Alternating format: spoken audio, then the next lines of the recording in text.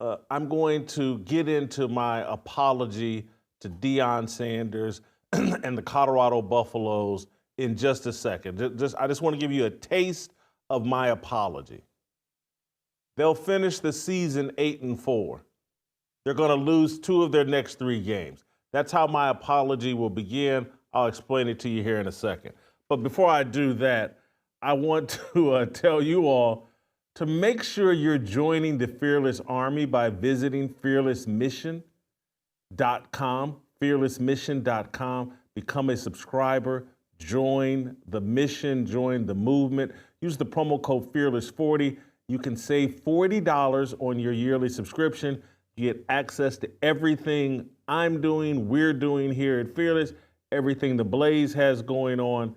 Fearlessmission.com. Go there now. It's the greatest thing you can do to support me and this channel and everything that we talk about. Look, let me get right into my apology. And I'm sorry, there's great stuff happening in the NFL, but I would be derelict in my duty if I didn't start today's show off by talking about the incredible season that the Colorado Buffaloes are having. They're 7-2. Everybody's gloating. Everybody's beating their chest, and everybody's pointing a finger at me, saying, "I told you so, Whitlock. Whitlock, you owe Deion an apology. Whitlock, you've been out of line. Whitlock, you're crazy." Yes, I am. I am crazy. I'm not going to apologize. I'm going to predict, and I mean this in all seriousness, they're going to lose 2 of their next 3 games and might lose all 3. I'm not sure why that video is playing over my shoulder, but they might lose all 3. Utah, Kansas, and Oklahoma State. Oklahoma State is 0-7 in the Big 12 Conference. I know exactly what I'm talking about. I'm not bluffing here. I'm going to put my money where my mouth is. If the Colorado Buffaloes finish better than 8-4 in the regular season, I'm going to fly myself to whatever bowl game they're playing, dress myself in Colorado gear, and sit in the stands, no matter where it is, and cheer on the Colorado Buffaloes. That's how confident I am that people are gloating too soon. I want to be crystal clear here. This statement about them losing 2 of their next 3 games is not a statement that says Colorado has not significantly improved from a year ago and that Deion Sanders deserves credit for that. He does. This team is improved, and I was wrong about the level of improvement they would see in year 2. Dead wrong about that. Their defensive front 7 significantly improved, very stout against the run. Their wide receiving core, the group of them, probably the best in the country. LeJohntay Wester is probably their best wide receiver, and that's saying a lot when Travis Hunter is one of those wide receivers. Deion's son, Shedeur, top flight quarterback, top flight collegiate quarterback, has a toughness and ability to deliver the ball downfield that's better than I thought, and he has handled himself this year significantly better than a year ago. While not perfect, he's handled himself significantly better than he did a year ago. Hats off to Deion. They've improved, but they have not improved nearly as much as you think, and that will show up in these last 3 games. Let me tell you what has happened. What I think the celebration of Deion and Colorado is out of context. And I know many of you aren't really into the details of football. You're fantasy football players, you're bandwagon fans, you're racial, as it relates to Colorado and Deion, you're racial idolaters. You really don't know anything about college football. You just know Deion's black and rappers come to his deal, and this was the black thing to do, to hop on the Colorado bandwagon. And many of you have taken my entire argument about Deion out of context.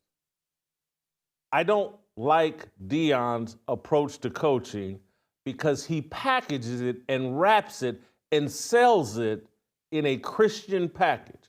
And there's nothing Christian about Deion's approach, including showing up on day one and telling people to get the hell out of his program. He's bringing in better people. Haven't liked it since then from day one. His treatment of players, haven't liked it since day one. His worship of his son and rigging the program just as a Heisman Trophy drive for his son, haven't liked it. The rappers in the locker room, the radical materialism that he promotes, haven't liked it. If Deion showed up as the secular coach that he is and said, you know what, I'm a secular coach, I would have far less to zero complaints about Deion Sanders.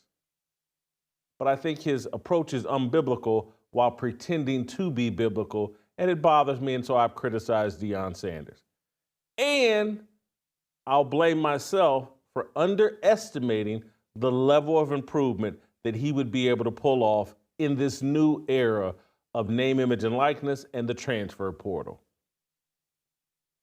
Some things I was wrong about, some things I'm dead right about. What I'm dead right about is that his level of success is being over-exaggerated. Here's why. The Big 12 Conference is a shell of itself. The Big 12 Conference is basically the Sun Belt Conference on steroids. He is not dominating or in contention to win the Big 12 Conference that featured Oklahoma and Texas and Missouri. He's not dominating a conference with high-end NFL caliber defensive linemen. He's dominating a league that has always been a pass-happy league, but now is devoid of the schools and the universities that attracted the most NFL high-level caliber defensive personnel and competition. The top two schools in the Big 12 just happen to be BYU and Colorado. What's unique about them? They have nothing to do with the Big 12 Conference. Colorado was part of the Pac-12. BYU was part of the Mountain West. Two teams from outside the conference have come in and dominated the conference. The best Big 12 teams are Iowa State and Kansas State. Iowa State was the team that was dominating and undefeated. If in the old Big 12 or Big 8, if Iowa State was on top, everybody would be screaming, oh, what a down year for the Big 12. Kansas State, under Bill Snyder, had an incredible run and an incredible recovery, but Kansas State's football history, not the greatest. This thing is being over-exaggerated. Deion is dominating and winning a conference that is really, really down. And it knows it's really, really down, and I'm going to point to you an example. BYU is 9-0, I believe ranked 7th in the country. It's overvalued. The Big 12 knows it, but they're doing everything in their power to protect BYU's undefeated season and national ranking. The Big 12 is trying to prop itself up. They got one undefeated team, and they have Deion Sanders, who draws a lot of television ratings and a lot of attention and hype. The Big 12 Conference is all in on BYU and Colorado. I'm going to play for you the clip of the Utah athletic director throwing a fit about the officiating that handed BYU their victory on Saturday. Play the clip of the Utah athletic director.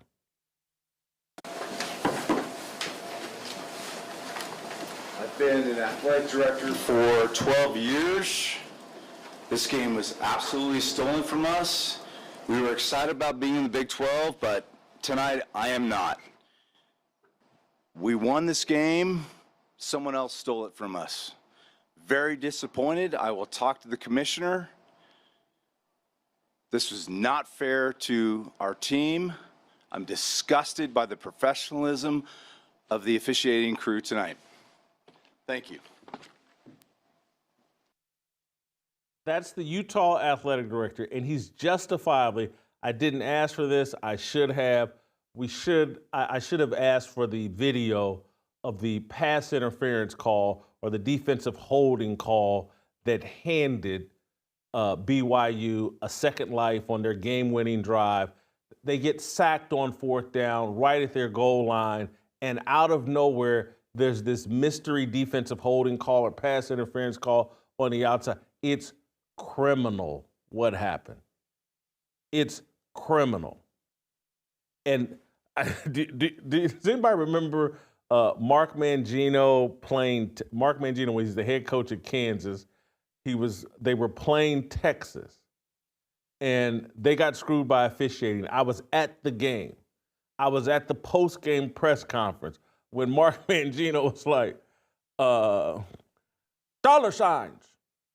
And he was blaming the officiating, saying the Big 12 was all in on protecting Texas. This was like 20 some odd years ago. Big 12 dollar signs. And he talking about what gave the game to Texas. The Big 12 has a history of this. The Big 12 has always been a bit of a weak sister to the other Power 5, Power 4 conferences. And that's why the Utah coach is snapping. And how does this relate to Deion Sanders?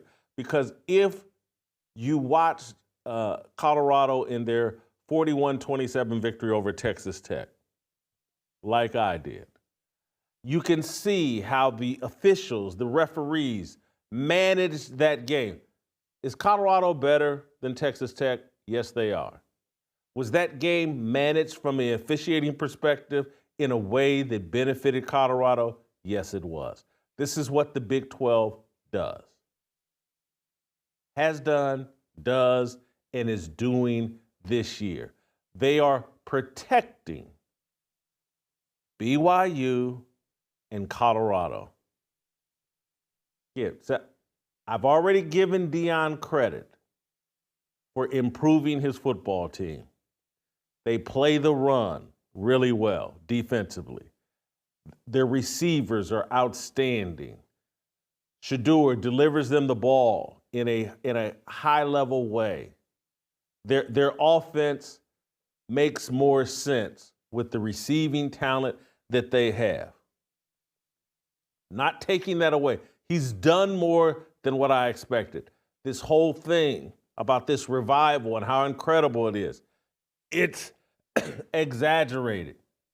The Big 12 is a very weak conference, an independent, I'm sorry I said Mountain West, but an independent BYU team has come in and is dominated at 9-0, and the second best team comes from the Pac-12, Colorado, and they're dominant in the Big 12 in a weak league. They're going to get humbled over the last 3 weeks of this regular season. They're going to lose 2 of their next 3 games. That's my prediction. That's not my hope. That's what I feel is coming. This team is overvalued, and there's way too much gloating going on. Let me play for you a clip of Shannon Sharpe leading the gloating brigade for Deion and Colorado. And look, there's a bunch of people. Emmanuel Acho, there's all kinds of people saying anybody that criticized Deion is crazy. No, we're not crazy. There's some of us that have a set of values that we adhere to, and it's not based on wins and losses. There's some of us that like, hey man, I see that rapper that's made millions of dollars, but I have no respect for the way Sexy Red has earned her riches or acclaim. I don't respect how Snoop Dogg became one of the most famous people in America. I have no respect for it. He didn't do it in a way that brings honor, respect to himself, or even the musical genre. The dope dealer who's rich and popular in his neighborhood, I don't respect it. Deion is winning. Deion is having more success than I anticipated, but I don't respect it. But here's Shannon Sharpe gloating, unwilling, unafraid, or afraid to call me out by name. But I want to play you this clip, and I want to address what Shannon Sharpe says here. Play the clip. Yeah, but y'all know who it is. Y'all know the guy that, oh, he's a false prophet and he's not gonna win, and you can't do this for the portal. No, what we don't do is that we don't call people names on our platform. Okay. And can you give me a hint? Give me a hint. I text it to you. Like without. But I think everybody in the chat knows who it is because he openly goes out of his way. And it seems like, and the reason why a lot of these podcasts don't have success, like a lot of the other, because they're lazy. Because they don't want to do anything but talk about what you and I do, or what a coach isn't doing, or what somebody else is doing. They can't create any other. They can't create any other content other than talk about what somebody else is doing. You're lazy. That's why you get 5,000 views. That's why you have 780 people that watch your show at a time, because you're lazy. Hey, I got a question. Hey, whoever you talk about, they be talking about us, huh? No, they don't be talking about. They won't talk about you. They talk about me. But because the people don't, what they fail to realize, people, yes, there are some people that, that's in your boat, that they don't particularly care about me or the success that I'm starting to have. And so, yeah, they're going to watch you. But there's a reason. There is a reason that that because you're so lazy and you can't talk about things, all you can talk about is what people are doing or not doing. Right. Your podcast. Create content. Create content. Tell me who it is. And so, tell me who it is. Tell me who it is. I'm sorry to go at them. No. Why would we lend them our audience? Nah, see, listen, it's not about lending. Sometimes you got to set a precedent. You got to set a precedent. Now, if somebody talk about you, you got to let me know. Let me handle your dirty work. I'm the enforcer. Let me tell you how we do it, Ocho. We just let them down the vine. Just let them down the vine. And hit him with an uppercut. No. That's the thing, Ocho. Leave them where they are. And then eventually, people like, bro, that's all you talk about is Shannon, what he's doing and what he's wearing. And he said this and he shouldn't have done that. When are you going to create original content? So, I spent, when I saw this or someone tweeted this at me this weekend or yesterday, I was like, man, what did I do to trigger Shannon Sharpe? I thought I've been saying nice things about Shannon Sharpe. I've done something to trigger Shannon Sharpe because, and y'all correct me in the chat if I'm right or wrong, but I've been celebrating Club Shay Shay. I've been talking about how like, hey man, I didn't like what Shannon did at FS1, but what he's doing at Club Shay Shay doesn't bother me near as much. I actually like it, respect it. The guy's turned himself into a very solid broadcaster. He prepares for his interviews. I thought I'd been showering Shannon with a lot of praise, but clearly, because again, I don't think this is about Deion Sanders. Because Shannon knows what my problems are with Deion Sanders and all of that. I was just, this isn't about Deion. What has triggered Shannon Sharpe? And I finally remembered that in the Damn Shame video, Shannon Sharpe is in the Damn Shame video. And yes, I wrote the song. And yes, I was involved with the video and directing what images and all that stuff are in the video. I want to play SOT number 14 here. This is just a small snippet of the Damn Shame. It's the Oliver Anthony spoof song, Richmond north of Richmond. It's about the NFL. And Shannon Sharpe does appear in that video. Let's play that 9-second clip. These cowards bound to feminists, Lord knows they all just want to wear pantyhose and control. And so that's what, That's what triggered Shannon, and that's why he's saying all they can do is talk about me and what I'm wearing. Because I had to search deep. I was like, dang, I thought I'd been complimentary of Shannon Sharpe, giving him credit for what he's done. And we did take that shot. Cowards bowing to feminists, and they all just want to wear pantyhose. And we played the shot of Shannon getting out of that SUV in his green onesie and orange purse. Shannon, here's what I'll say. Tread carefully, bro. Tread carefully, because you got way too many people that have a problem with you, way too many women that have had a problem with you. You don't want to trigger me. Be careful. And so as the explanation, and again, no one needs an explanation, but Shannon, I just want to give it to you, and I want to give the audience. Why do I talk about other broadcasters and podcasters and people involved in the media space and in the sports media space? I'm trying to educate you all on what's going on in the media world. And Shannon is a part of that. And I just got a fact. Whether it comes off disparagingly or not, it's just coming off factually. Shannon, I'm highly aware of what it is I'm doing and what lane I've chosen to ride in. I know the lane of degeneracy and buffoonery and the level of popularity that can create. I know the lane of being an ally to the LGBTQAI plus silent P alphabet mafia. I know the rewards for that. And I've rejected those rewards, and I've rejected them. And I'm just being factual, I'm not trying to be personal. But if I were willing to sit courtside at NBA games with a gay stylist, I could receive those rewards. This entire system, including YouTube, is rigged up to serve people and to popularize people that mainstream the LGBTQIA plus alphabet mafia agenda. I go the entire opposite direction. It's intentional. I've chosen the narrow path. I used to choose the wide path, and I used to write columns about, those of you with sensitive ears, I'm just keeping it real, just telling you the truth of what I used to do. But I used to write a very popular column about pussy galore. I wrote 2 or 3 of them. People can't forget it. They were hilarious columns, and they were a celebration of sexual promiscuity. And it was at the height of my popularity.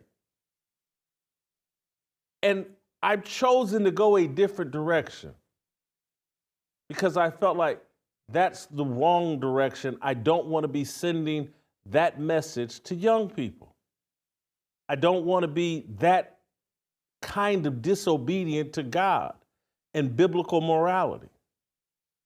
And so I just stopped and went a different direction. You're not there yet. And maybe you'll never get there.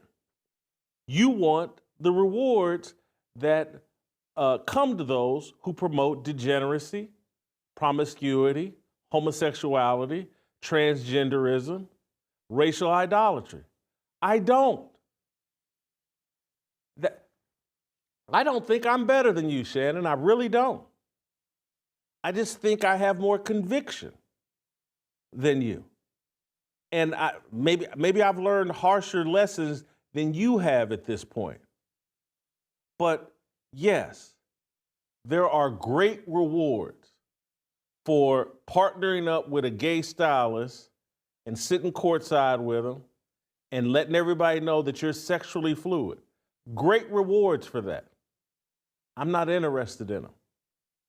I had no interest in going to Diddy parties, had no interest in going to LeBron parties, got out of my interest. I used to go to the ESPYs and their party, but I just don't, this whole celebrity world, I just don't have an interest in it because the price of admission is sexual immorality.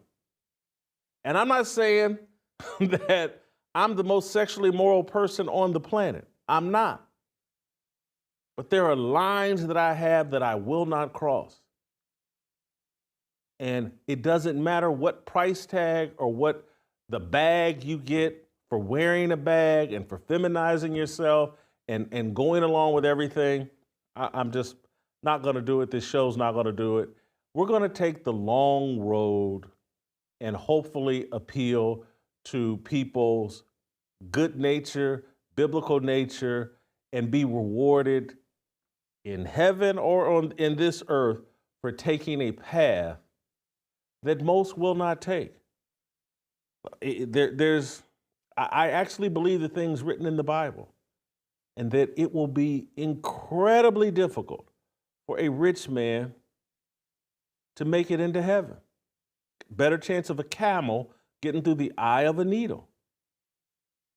So I made my choice. I'm willing to live with. I don't know if another thing motivating Shannon was, I think late last week, we went after Stephen A. Smith again. And, you know, Stephen A. Smith, he can't talk about me anymore. I think ESPN's forbidden that. And so Shannon's out here taking one for the team. Shannon, be careful. I actually like most of the stuff you and Ocho do on Nightcap. But if you want to go toe-to-toe, I'll go toe-to-toe. I'll, you know, as lazy as you think I am, I'm not nearly as lazy as you think. I still do research and journalism. I still am willing to stick it out there. Ask Stephen A. Smith if I won't do some research and homework and expose people. Be careful. All right, I'm going to bring on Steve Kim, and we're going to talk about the rest of the football weekend.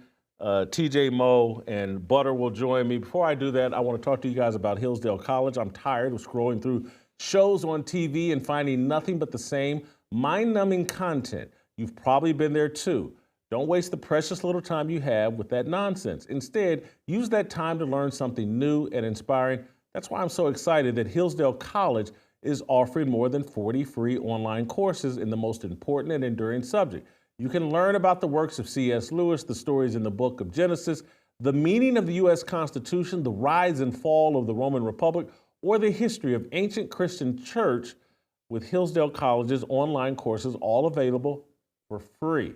I personally recommend you sign up for Marxism, Socialism, and Communism. This brand new online course is unlike anything Hillsdale has produced before. Over the course of 6 documentary-style episodes, you'll hear from Hillsdale professors of history, politics, and economics as they look at Marx's life and writings, the misery and brutality in the Soviet Union, the atrocities of communist China, and the proliferation of cultural Marxism in America. You'll explore how many ideas in American politics today are rooted in Marxism and also how they differ from Marxist thought.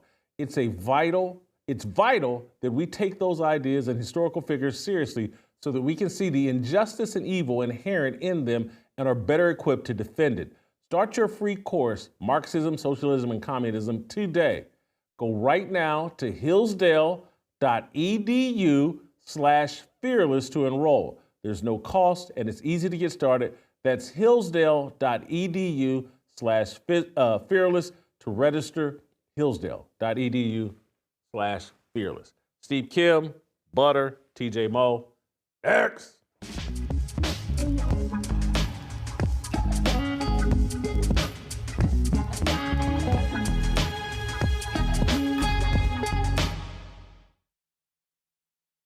When you start talking about Trump winning the popular vote, Trump obviously winning the electoral vote, Trump dominating all 7 swing states, Trump tearing down the blue wall, leading to Republicans taking over the Senate, appear to be going to still have control of the House. This is a gigantic miscalculation. People that allegedly are experts in reading the American public. They all blew it. They couldn't recognize what was in our hearts and minds and how Trump connected with us in a way that they just simply could not understand. And the number one belief that they had was that their information system, their information matrix in 2021 that still included Jack Dorsey running Twitter, that had bullied Mark Zuckerberg and Facebook and Instagram into promoting all the lies, that Google and how biased it is, and how they've made Wikipedia a propaganda tool. They thought they had the matrix rigged up in a way that they could not be beat. They could control the minds of the American public. 모두 다 빨리 박수 쳐 기다리지 말고 서둘러 Listen that I'm back to feed you raps I see that you up here below So fly All right, welcome back. Steve Kim, Korean Cosell. Welcome into the show. Steve, I'll start with you before we hear from TJ and Butter. What do you think? I'm guaranteeing that if Deion and Colorado finish above 8-4, I'll go to their bowl game decked out in full Colorado gear and cheer for the Buffaloes in whatever bowl game they're in, deal with the abuse from their fans. But I'm telling you, they're going to lose 2 of their next 3 games, and I know the Big 12 is trash. Okay. If that actually happens, and I think they will, you better call whatever sources you have with Donald J. Trump and borrow his Secret Service. If you actually did that, we might be on a hiatus for a while. There may not only be not a Fearless, there may not be a Jason Whitlock. Oh my God, really? We're doing this? Don't. You know, no. I hope they're playing in like a state or a city or a state with open carry. Or hopefully they'll be in the Music City Bowl here in Nashville, where I know I can carry. But anyway, I got security. But go ahead. Can I tell you something that's interesting that happened to me in Atlanta the last weekend for my beloved Miami Hurricanes? I wanted to tell you this immediately before I forget. Walking around the game, I met various people, so I'm walking around. There was more than a fan or 2 that came up to me who were quote unquote people of color, just walking around, gonna meet people. They had come up to me and Steve, love the show. And I said, which one? The one with Jason Whitlock. I'm just telling you, there's more than a few Miami Hurricanes and people that actually have relatives that work on the coaching staff. And I had some pretty good conversations right outside Bobby Dodd Stadium. And inside the stadium, one guy stood in line with me to buy me a drink. And again, they were more your color than mine or TJ or Butter. And I'm like, really? I was fascinated. I go, why? Because, look, not all of us think the same. We just enjoy the show. And it seemed to me like they're in a very good mood over what happened on Tuesday, which is not a surprise. But I just find it fascinating that a lot of people, they don't come up to me about boxing or, hey, what do you think about the fight? It's always about, Steve, love the show. I'm just telling you, this whole notion that you only have a quote unquote Caucasian audience, I know firsthand that is simply not true. I know it firsthand as well. And I know the level of penetration the show is having and how much influence it has. That's why I laugh off, the things that are said. YouTube is a mystery that most people don't understand, including myself. But Shannon Sharp knows because he gets tired of hearing from people that are constantly talking about me and who said, "Hey, have you seen this damn shame video?" Blah blah. But anyway, Jay, on my way to LAX after we filmed on Friday, I was preparing for the worst. I left as early as possible because, quite frankly, I didn't know if there was going to be protests or rallies, and they jam up LAX, making sure all the hardworking people can't make their flights. Throughout the weekend, I did not see a single thing. There was not even a sign. There weren't even people talking about paying my college education off. And I actually generally thought that there was a good mood everywhere I went, from the airport throughout Atlanta, the Buckhead section, the game, coming back. There was not a hint of this civil unrest that you've been seeing at certain other places. But from what I can report on the front lines of America, people seem to be pretty satisfied with the results of November 5. I want to continue with that point, and TJ and Butter, y'all hop in here. I'm saying this in all seriousness. Ever since Tuesday, so Wednesday, Thursday, Friday, Saturday, and Sunday, I've eaten so much more healthy. I haven't overeaten once. I haven't. I'm just, it's like there was a burden, a cloud over me that had me depressed and eating irrationally at different points in times that I do feel better. I do feel, a sense of relief that was not there before the election. My church on Sunday was packed more than I can ever remember it. Everybody showed up for a celebration. And in fact, at the end of the service, the pastor said, now y'all come on back. Don't just come here for the celebrations. People were excited. And the other thing I'll tell you, me and my brother both had this. We have a real estate company. And both of us immediately got a shot in the arm. And it was like, hey, we can start making money again. Yes. Tax break is coming. The economy's coming. Warren Buffett is sitting on the sideline with however many, $100 billion, $200 billion, how many billions of dollars that he has sitting there. He's more cash heavy than he's ever been. And I was just reading an article that says everybody is talking about, hey, where do we put this money strategically? Tesla's up 60% since last week. I mean, companies are flying. There's reason for encouragement. It's the way that election was won, too. It's not just that Trump won. It's that was a rout. There's no doubt in anybody's mind. We're already moving on to what he's going to do with this administration. It feels good. Plus, you got a haircut, Jason Whitlock. I did get it. You look dapper up there, buddy. Think about that. Everybody feels good after a haircut. You always feel 10 pounds lighter and much more handsome after a haircut, and that is true. Yeah, Jason, the beanie look was getting old. I want to wrap this part up. After the game, I go meet your old nemesis, who, by the way, you need to make amends with him, Tommy Sotomayor. We actually went out to dinner afterwards. Okay, hold for 1 second. Hold on. What have I done to Tommy Sotomayor? What have I done? Says, I retweet his good tweets. Yeah, I know. That's what he says. He says, just follow me, bro. Just tell Jason, just follow me. He knows he agrees with me. I know you've had your battles, but this is a time of unity. We need to come together. Come on. I'm trying to make peace here. Okay, but anyway. So I meet Tommy Sotomayor. Hold on, since you brought it up, let me speak directly to Tommy.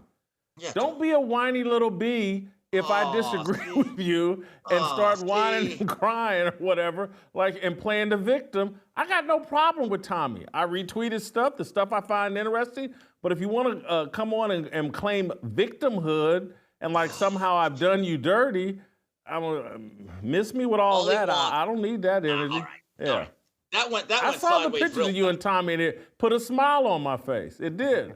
Anyway, I didn't even know he was a Georgia Tech grad. Yes, he was, and he rushed the field, that son of a... Anyway, so I'm talking to Tommy, and we're trying to figure out where to go. And this older black lady with their daughter is just milling around. And I thought they were waiting for an Uber, and one of them kind of pointed at me, but I said, okay, whatever. All of a sudden, Tommy goes, Steve, I think they want to talk to you. And I said, yes, ma'am, can I help you? She goes, Steve, I love what you do on the show, and I watch every day. And I go, which one? And the one with Jason Whitlock. And I'm like, wow, really? He goes, yeah, I watch every day. I'm a true fan of you guys. And can we take a picture? And we did. So here's the funniest part. So Tommy starts talking. She goes, wait a minute, aren't you?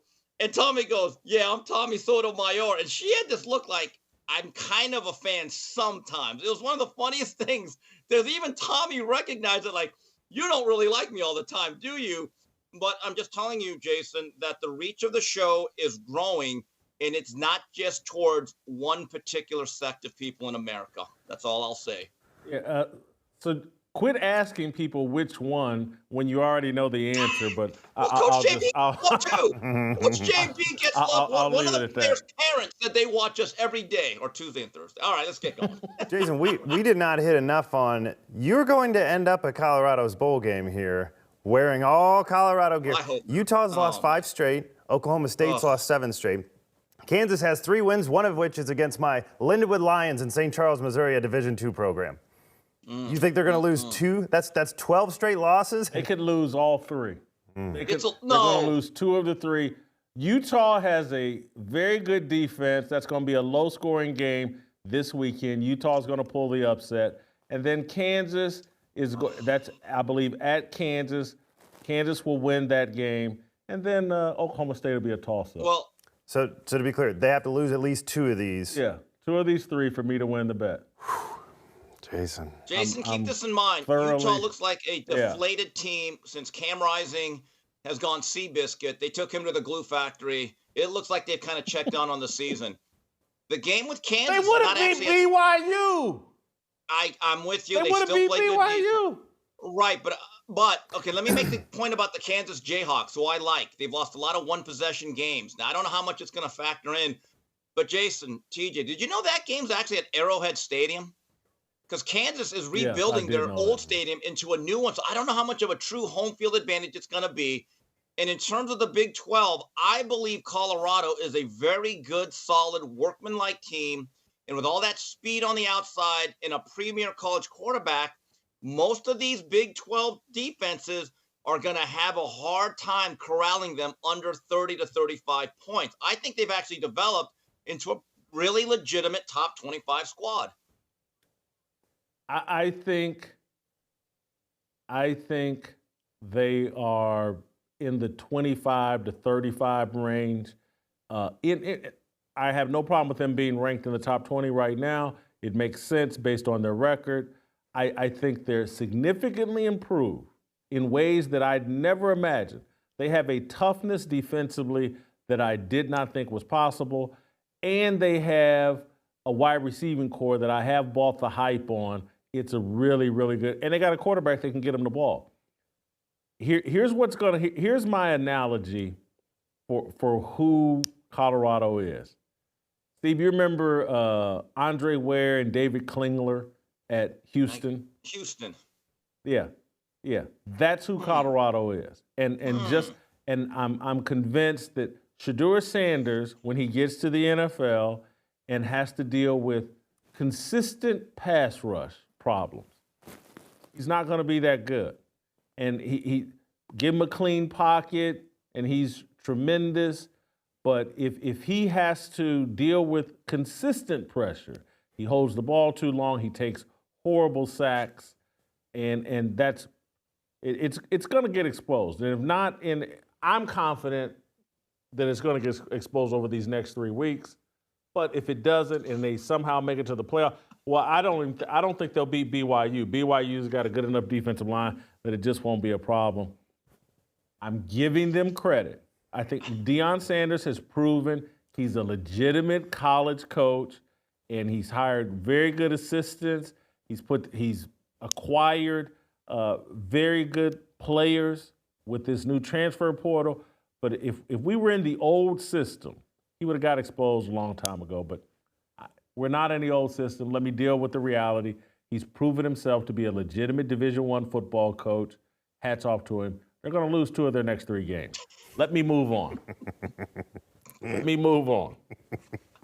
Jared Goff last night proved once again that he is a problem for the Detroit Lions. 5 interceptions. He reverted back to his factory settings. I'm not saying he's a 5-interception guy, but he is a turnover waiting to happen, and it reared its head last night. They somehow miraculously won a game with their quarterback throwing 5 interceptions, last-second walk-off field goal to beat the Texans. But also in their division is Sam Darnold and the Minnesota Vikings, who won 12-7 yesterday over the Jacksonville Jaguars. Darnold threw 3 interceptions. Who's a bigger problem? Because I think Minnesota is either 7-2 and the Lions are 8-1, I believe. Yeah. Who is the bigger problem, Jared Goff or Sam Darnold? Okay, very simple question. Thank you for the layup here. The bigger problem is the guy that's already on his 4th team, the one that has never been to a Super Bowl, the one that has not had multiple double-digit win seasons, the one that didn't make the NFC Championship game last year. This is easy. Look, Goff did not have a great game. He did not protect the ball, but let's put some context on it. Out of the 5 interceptions, 2 or 3 were just either deflections or last Hail Mary type of things. He threw 2 bad balls, okay? The one to Laporta, the in-breaking route, he has to put that on his body. That's on him. And then the deep corner post to Jamison Williamson, that's a bad throw. He has to keep that towards the sideline. But in general, Goff knows how to run this offense properly, and he could do something, Jason, that most quarterbacks cannot do, which is vital for the way they run their offense. He can play directly under center, allowing Detroit to run the ball with power and downhill quick runs with a dynamic 1-2 punch, and he could throw effectively in play action. That was a bad Jared Goff. You'll get no argument from me. But I'm just telling you, when they play an average game at the quarterback position, that is no worse than the 2nd or 3rd best team in the National Football League. Yeah, they played a very average game last night and beat a overvalued Texans team. Which leads me to an additional question: has some of the shine come off C.J. Stroud this season? No, not for me. Look, when you lose Nico Collins, who's your number 1 receiver, Tank Dell had some moments yesterday. He has been injured. Stephon Diggs, well, that's addition by subtraction again. He's no longer there. And also when Mixon was injured early in the year, it threw them off track. If you were to ask me, Steve, who is the best young quarterback, and let's say 3 years of experience or less, I don't think without hesitation, all 32 GMs would say that guy right there. So has he hit a bump in the road? Yes. Did he have a bad second half? Yes. But I would buy his stock like it was Apple in 1999. I have not gotten off the C.J. Stroud bandwagon. Let me move on to the Pittsburgh Steelers and Russell Wilson. They improved to 7-2. They go to Washington yesterday, pull off a last-minute fourth-quarter victory, win 28-7. Russell Wilson had some good moments with the long ball, some bad moments with intermediate routes and whatnot, but still an impressive. Washington's been a successful team this year. I think they just fell to 6-3. The Steelers at 7-2, 3-4 game winning streak with Russell Wilson. Are you buying Butter's favorite quarterback, Russell Wilson? Are you buying Wilson and the Steelers? Yeah, I'm surprised you didn't go to him on this segment, but this is what this is a testament to. Mike Tomlin. Russell Wilson, I think, is an improvement over Justin Fields, but it's nominal. They win the game on being tough, physical, and defensively stifling people as much as you can. And Russell Wilson made a few key big throws. Okay, and it seems like George Pickens is much more interested in playing ball with him than the other guy. That matters. But let's not act like Russell Wilson is throwing the ball at a 68% point clip for 320 yards. He threw for under 200 yards. He's managing the game well, and to his testament, he's not losing it. Okay, but again, this is a testament to their coach and culture. Bud, are you riding high today? Yeah, I am, because, you and TJ, you guys are like Bitcoin. You guys are up and the market's great, and the bear market, you go crazy and then it's down and it's up. Me, I'm like a Roth IRA or IRA guy, or like a mutual fund guy. I want slow and steady over time, stay in control. Russell Wilson isn't going to get rattled. Russell Wilson, as I predicted earlier this year, one of my first shows with you guys, he's worth the investment. Stay with this guy. He's not Bitcoin. He's a Roth IRA guy. And that's why I like him. What I remember you saying was he would have no success with the Steelers and he would have a resurgence with the next team. Do you guys recall that? The only caveat to that was I didn't realize, I thought that the Justin Fields thing would plague him all year because of the affection for Justin Fields. They moved away from him way quicker than I thought they were going to. But fair enough. I think there's still nobody in the league. We're probably going on 12 plus years of this. He throws the best rainbow in the league, and he's got that back. And so the deep ball, Doug Baldwin exists only because of that deep ball from Russell Wilson. He was a fine receiver. Nobody would know his name except that Russell Wilson is that good. He hadn't figured out the intermediate game here yet. I do think that sort of thing takes more time in a new offense, though. You can always throw the deep ball. There it is. If you got the touch, you can get it. It's going to take him some time. Inserting him mid-season after being injured in the preseason, I think he's getting his legs under him. They got to get him moving a little bit. He was much better when he was doing rollout stuff. If you go back to his film in Seattle, he was rolling out repeatedly, over and over. He was good enough to, he's lost his legs some, but he could move. They haven't done a lot of that. I actually think, Butter's more right than wrong. Well, he did say it wouldn't be with the Steelers. But he did say they'd be pretty good. I think he's more right than wrong. That I think Russ is probably a middle-tier quarterback at this point. 10 to 16, somewhere in there. My contention on Russell Wilson and why they went to him is for the things that we can't know from just watching the game on TV. That it had everyone. Well, Justin Fields, he's thrown 10 TDs and 1 interception, and they've won this number again. And I was like, hey man, y'all don't know the audibles that he's not checking into, the blitzes that he's not seen and changing the pass protection on, that I felt like that's probably why they went to Russell Wilson, a veteran guy that could read a defense better, change the pass protections, audible into the right running plays, audible out of the wrong running plays.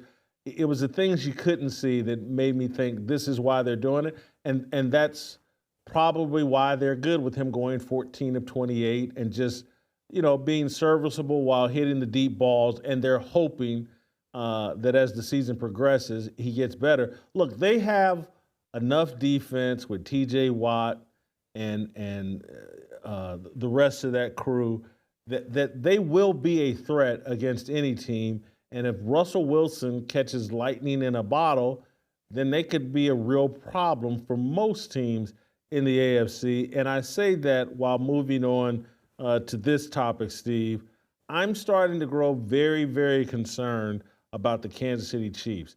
They kept their winning streak alive with a blocked field goal at the end of the game, but they can't score the way it's I know they hurt at receiver and don't have, but man, they got Kelsey, they got 2 other tight ends that I halfway like. Kareem Hunt's played well. Carson Steele's done what he's supposed to do. Why can't they score? And am I right for being a tiny bit concerned about the Kansas City Chiefs? Well, if you're ever going to be concerned about a 9-0 team, I think this would be it. I mean, look, when you win that many one-possession games, they will tell you that you're probably about 5 or 6 plays maybe from being actually 6-3. That's a reality. Look, you give them credit for playing great situational football, making key plays, and not losing games. But I keep thinking about it. If they were to play again in the playoffs, regardless of the setting, would they be able to outscore the Baltimore Ravens? And I know what the big bugaboo is with Lamar Jackson. It's January football. I get it. But, Jason, one thing I've been noticing a lot about Patrick Mahomes, and I know about 2 months ago we talked about his all-time great status, and I said, look, it's not just enough for the Chiefs to go three-peat. He has to play at a level that I remember watching Joe Montana in 1989 when they went back-to-back. And I remember thinking, wow, this is the greatest quarterback I've ever seen. I still hold that opinion as a diehard LA Ram fan, that nobody operated in offense as gracefully and as proficiently as Cool Joe. You look at Mahomes' numbers, it kind of backs up what you see on the field. A lot of throwing attempts and not that many yards. Jason, in the age of analytics, there's one stat that always tells you how good a quarterback is. Yards per attempt, not completion, but attempt. And when you are nowhere near 8.5, 9 yards, you are dinking and dunking. And quite frankly, you are not that efficient or all that good in the throw game. So if not the Chiefs in the AFC, which, again, they are the best team in the AFC based on record, based on history, but who is Baltimore? Is it Baltimore? Is it Buffalo? Jason, don't what be about afraid. Buffalo? Buffalo, they are developing a well-rounded offense. I do like the fact that a guy like Keon Coleman, the young receiver drafted 2nd round out of Florida State, starting to make more of a consistent impact. Look, Buffalo is a well-rounded team, and they have a franchise quarterback who's looking for his breakthrough season in the postseason. But Jason, I keep looking at Baltimore, and maybe this is fool's gold. Maybe this is the year they let us down again. But I am just a believer that Lamar Jackson, one of these years, he is going to break through all the way. And when I look at him and you look at his passer rating and you look at the eyeball test and how explosive that offense is, all they need is their defense to be average, because that secondary is below average. Jason, if you're to put a gun to my head, I'd say Ravens out of the AFC. I think the Ravens defense has taken a step back, a significant step back, with the loss of Mike McDonald that's now coaching the Seahawks. I think Buffalo and Josh Allen, and I think yesterday they did it without him having 2 or 3 of his top options. They still were able to take care of business. I know the Colts were playing Joe Flacco, but to go on the road against Indianapolis, handle them, 5-game winning streak going in the AFC. I think Buffalo is figuring it out, and that now I think Josh Allen is playing his way into the MVP race in a big way. I think it's he and Lamar Jackson are the 2 leaders in the clubhouse for the MVP race, and I think the race, it's Lamar's right now, but it's too close to call. Oh, well, wait a minute. You know, I'm a big Josh Allen fan. I think he's one of the best players in the world. But if that was a presidential race, Lamar Jackson would be Trump. The other guy would be Kamala. And that's no disrespect to Josh Allen. I'm just drawing an analogy. Right now, that MVP trophy, they have already engraved the L, the A, the M, and the A again. Right now, it is clearly Lamar Jackson as the MVP. I think they're doing that without taking a strong look at Josh Allen. Perhaps you have. Guy's got 17 TDs and 4 interceptions. He's running the ball. Perhaps as he's got 4 rushing TDs. I need to compare this to Lamar Jackson, but I think he's having every bit the season that Lamar Jackson's having, and he doesn't have a Derrick Henry that's on pace to run for 1,800 yards. Lamar's got 538. Yeah. 91 carries. Well, I think the fact that you guys are even arguing 24 passing TDs and 2 interceptions. Because it's not clear. TJ, you see the way Jason went all CNN analyst there? This is like one of those projections from MSNBC, where you did it for Josh Allen. It really is. You're making the point. You're making the point for Patrick Mahomes. This conversation is making the point. Whoa. Hold on. Butter's trying to enter the butter box right now. Yeah, I'm going to go straight in. Let him go. Let's let him go ahead. We got 4 people on the show. We only need 3. Go ahead, Butter. Run yourself into the butter box. Steve, go ahead. The floor is yours. You guys are making the point for why Patrick Mahomes and what the Chiefs are doing this year is so special. You can't clearly tell me who's running away with the AFC while the Chiefs are sitting there undefeated. All of these one-possession games that they're winning, they're not even playing well yet. If they were winning these games and their offense was clicking. Hold on for 1 second. Weren't you about to go down the path of arguing that Patrick Mahomes should be in the MVP race? And then I detoured you. No. I'm saying that by the end of this year, which quarterback do you think on which team is going to, if the Chiefs are going to win out or go close and win another Super Bowl, it's going to be because of Patrick Mahomes. I think where those 2 guys are standing now compared to where he's Patrick Mahomes very well could be your MVP at the end of the year. There it is. There's the Butterbox moment. And that makes sense. There's the Butterbox moment. He just said Patrick Mahomes could still win the MVP. Butter's in the butter box. There we go. Thank you. I want to make this point. It's been a long time. We've needed this. It's been almost 2 weeks. No. We've needed this. I'll join you soon. Don't worry. Go ahead, Steve. Look, I understand what Butter is saying in terms of how do we really define valuable? Because the reality is, if Mahomes sprains an ankle, that team doesn't win a game. But you could say that of 25 starting quarterbacks in the National Football League. Generally, that starting quarterback is 80% of what you can do offensively. But I look back to this, Jason. I know you're probably, when you were really covering sports full time, there were years in the regular season where Peyton Manning had monstrous numbers, so much better than Tom Brady. We kind of knew the value of Brady, though. One guy won the trophies. One guy lifted the Lombardi. So we may be dealing with that same dynamic. I don't think Butter is quite as crazy as we're trying to frame it here, but he still deserved the box. Yeah, I agree with that. I don't think you're not in the group text where he said Patrick Mahomes should be MVP. We've got that from last week. Oh, jeez. Okay, Butter bring out can't the comment. box. He's in the butter box. Cut Butter's mic off. I want to change up and talk about some additional issues. Before I do that, I want to talk with you guys about our great friends and great sponsor, Preborn. Fight, fight, fight. If we learned anything from this election, it's how important it is to fight. We also learned how desperately the left wants to fight to take babies' lives, which is why every day Preborn Ministries fights for the babies. Preborn's network of clinics are positioned in the highest abortion areas, fighting for mothers deciding between the life and death of their children.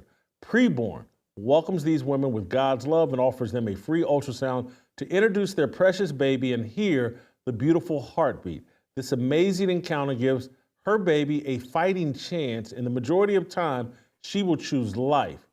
Would you join Preborn in the fight for life? One ultrasound is just $28. $140 will sponsor 5 ultrasounds. Babies are worth fighting for. To donate, dial pound 250 and say the keyword baby. That's pound 250 on your cell phone. Say the keyword baby, or visit preborn.com/fearless. That's preborn.com/fearless. All gifts are tax deductible, and Preborn has a 4-star charity rating. Fight, fight, fight for the babies. All right, Steve, I want to, Butter's now out of the butter box now that we've segued to a different topic. I want to read to you a tweet from Michelle Tafoya, which I think is actually pretty accurate or interesting. While Michael Strahan is allowed his freedom of expression, this is really disappointing. It's the fidgeting that also stands out. Look at all those servicemen and women around him. I'd love to know what's in his heart. Let's play the clip. This has caused some controversy over social media. Do we have the VO of, this is 3-4 seconds of a clip of the Fox crew with all these military service people. I believe they're on a boat, military ship, as they are most Veterans Days. And in this little 3-second clip, everybody's got their hands on their heart, except for Michael Strahan. I'm not sure if we're being fair to Michael Strahan here. We have a small clip, and perhaps Michael Strahan, as a football player, that's how he perhaps stood during the national anthem as a player, and maybe he's not looking around to see what everybody else is doing, and he's not aware that all the service people and all of his co-workers have their heart over their hands. I'm for exercising a little caution here before demonizing Michael Strahan. I get why Michelle Tafoya tweeted this out. I get why people are pointing it out. It does look awkward. It does look out of place, but it might also have a very reasonable explanation. Steve, your thoughts? Something or nothing here? Yeah, I think I want to be fair about this, because when I went to the game on Saturday and they played the national anthem, everyone stood up. Everyone was very respectful, pointing towards the flag, which was to my left. And not everyone had their hand over their heart. And I can't necessarily say that I've always had my hand over the heart, and I respect the anthem. I love this country. I'm American. But so is Michael Strahan. If you go through his background, wasn't the story about him that he was actually born in Germany because his father was stationed out in a foreign country. So I would think that he has great respect for the U.S. military and this country. The other thing is that this doesn't really offend me as much as several years ago when he was on Good Morning America and some drag queen kid came in and he's popping his, he's acting like Twan from At the Movies and he's acting like a Yas queen. I found that to be more disrespectful than what took place yesterday. I agree with you, and I can't. I'm sure he'll have some explanation. I'm reluctant to go overboard here. I get why people are. It's Veterans Day. They're celebrating. It's immediately after Trump wins the election. Everybody's on pins and needles looking for something. Strahan is part of a woke morning show that I think irritates people. Just his involvement in that, and everybody remembers the little drag queen deal. And Strahan has seemed to have bought into the woke agenda to some degree just by being on that show and the things that happen on that show. But I think people should hold their powder here.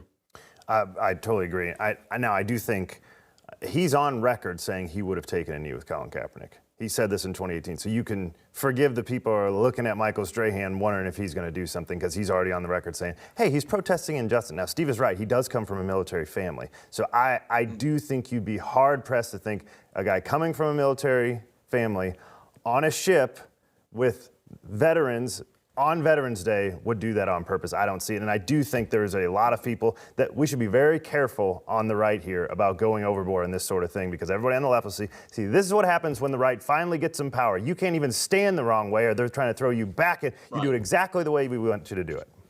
Am I looking at something different than everybody? It appears to me that Howie Long and Jay Glazer, I think it's Jay Glazer, the short guy, are both standing there without their hands on their No, you're looking at it wrong. So I couldn't quite see it from it. Stand on those telephone books. Now get out of here with that. Water. Jeez. Okay, I can see it now. I could see how he's standing on telephone books so he can see over the screen now. Yeah. I got you. This is. We let you out of the butter box. This isn't it. No, but regardless of that, this isn't the battle. This isn't the battle. This isn't the battle. You can't recover, buddy. You can't recover. I agree. Just leave it alone, buddy. I was wrong. Let's move on to. Did you see Nick Bosa? Not just Nick Bosa, but his black teammates as well, joining him in the Trump dance while celebrating a big play on defense. When I say Trump derangement syndrome is dead in the National Football League and just I think in the sports world in general, maybe the WNBA still has it. If Megan Rapinoe comes out of retirement, maybe women's soccer will have it. But when you got Bosa and his black teammate, I think they're doing this intentionally, like to call BS. Bosa just got hit with an $11,000 fine for wearing a Trump hat. This is, to me, is his teammates rallying around him and saying, like, hey, man, this Trump derangement is bogus, BS. We don't buy it. We're not going along with it. In these NFL and just locker rooms in general, all the cosplay around Trump is dead. What a sign of progress. Hats off. And it's the San Francisco 49ers are the ones in San Francisco. The team of Kaepernick. The home of Kamala Harris and Willie Brown. That's pretty amazing. Yeah, you say hats off. Obviously, the MAGA hat off. Want to correct myself real quick. That was Men on Movies with Twan. And that right there, 3 snaps in a Z formation. I mean, think about the irony of it. You're right. Not only is it in liberal Bay Area San Francisco, that team, with black teammates, on the franchise that had Colin Kaepernick. And by the way, I saw other college players score touchdowns doing that dance. This thing is going to hit like the Icky Shuffle. Remember the Icky Shuffle? This thing is going to spread. Oh, God, we're going to party like it's 1988 in Cincinnati. I think it's a great sign. People should have fun with it. But this is what I've always believed for a long time. A lot of the athletes who are not white, who have made it, who make money, who live in certain areas, They don't deal with the issues. They have different sets of problems, and they left certain environments behind. They're probably in alignment with a lot of Bosa's beliefs. They may not be able to admit it, or were not able to admit it, maybe until November 5. I think it started before November 5, but it certainly has amplified since November 5. And there's a level of authenticity that has now been allowed that you got to credit Elon Musk to some degree. He's like freed the slaves in terms of like, no, you can actually be your real self. And there's no, instead of being punished over Twitter, now X, it's the goofballs with Trump derangement syndrome who are being punished. It's free speech is important, and I think what we're seeing from athletes, and you're right, Steve, college athletes are doing the Trump dance. We have been living in this fake world where, and this prisoners of censorship and all that, and like people are just celebrating and doing the Trump dance as a way of celebrating the freedom that we have had restored. Well, was it 6-8 months ago you and I did nearly a full show on the woke era being over? This is it. This is the outgrowth of the woke era is over, and I do think it's because of Elon Musk. I think you got to finally hear reasonable voices. We've seen. There could have been two, wouldn't have quite been George Floyd's, but there's been at least 2 shootings that, without being stomped out on Twitter, may go national recently. And look, it's just the hard truth of it. Black people get caught up in these race hoax shootings and they can't see straight, and then Donald Trump is to blame and you're not allowed to talk, and that is what happened. Whereas you look at the values, and particularly we've been in locker rooms, Jason, a lot of these guys agree with everything Donald Trump is and says, and yet George Floyd makes it so he's untouchable. All that's gone. And I think it's largely because of Twitter. This woke era is over. Yeah. Tell me this, though. Now that Trump is back in office and back in power, maybe the next fake George Floyd deal will catch light because you can blame it on Trump. Well, look, you can blame it on whoever you want. I think the Twitter point is the main one. I don't know. When did Elon buy it? 22? Yeah. I think it's 22. Okay. So if you could have seen that toxicology report in real time and it wouldn't have been suppressed, what happens with George Floyd? If you could have actually had the guy with 200 million followers would be the guy who's pointing it out and community noted on all these posts, would it have spread like wildfire? Because we've been talking about this. The legacy media is dying every single day, a very slow death. And so now Facebook's had to get in alignment. They're not censoring as much. You, by the way, have Trump in, and he's already done a video saying, we're going to reshape Section 230 right now, and all these rights and privileges that you've had as publishers, you're not going to have that if you continue to censor. So I think it's going to be a different game. I mean, Trump was playing catch-up forever the first time, and everybody was against him. Now he's actually going to put laws in place where people consume the majority of their news to stop that from happening. Jason, truly believe. Yeah, go ahead. Yeah, I think Elon Musk will go down as one of the greatest African Americans of all time. And, it is interesting when I see the echo chamber that the liberal media industry is going through. I actually saw in one of these panels where they said, the problem is? And they're like, yeah, what? There's just no left-wing media outlets. Really? You mean all you guys at MSNBC, CNN? I mean, just about every mainstream outlet. You're telling me that there's no place for liberals or Democrats to amplify their message. And what they're really afraid of is that the YouTube content creator, pioneers like Mark Dice, are actually more powerful and more influential than legacy media. And TJ, you talk about amplifying of certain messages or stomping out lies. They are still trying to revert, because this is now Veterans Day, how Donald Trump supposedly said all veterans are suckers and losers and blah, blah, blah. 2 years ago, you could not debunk that. Now, I see 50 posts, people saying John Bolton never said that. And it just absolutely puts a bucket of water on that small flame and it dies. That was not available about 3 years ago. Yeah. As someone who identified and argued probably starting in 2011, 12, or maybe 13, like, hey, man, Twitter is the problem. Twitter is where all lies go to be confirmed as truth.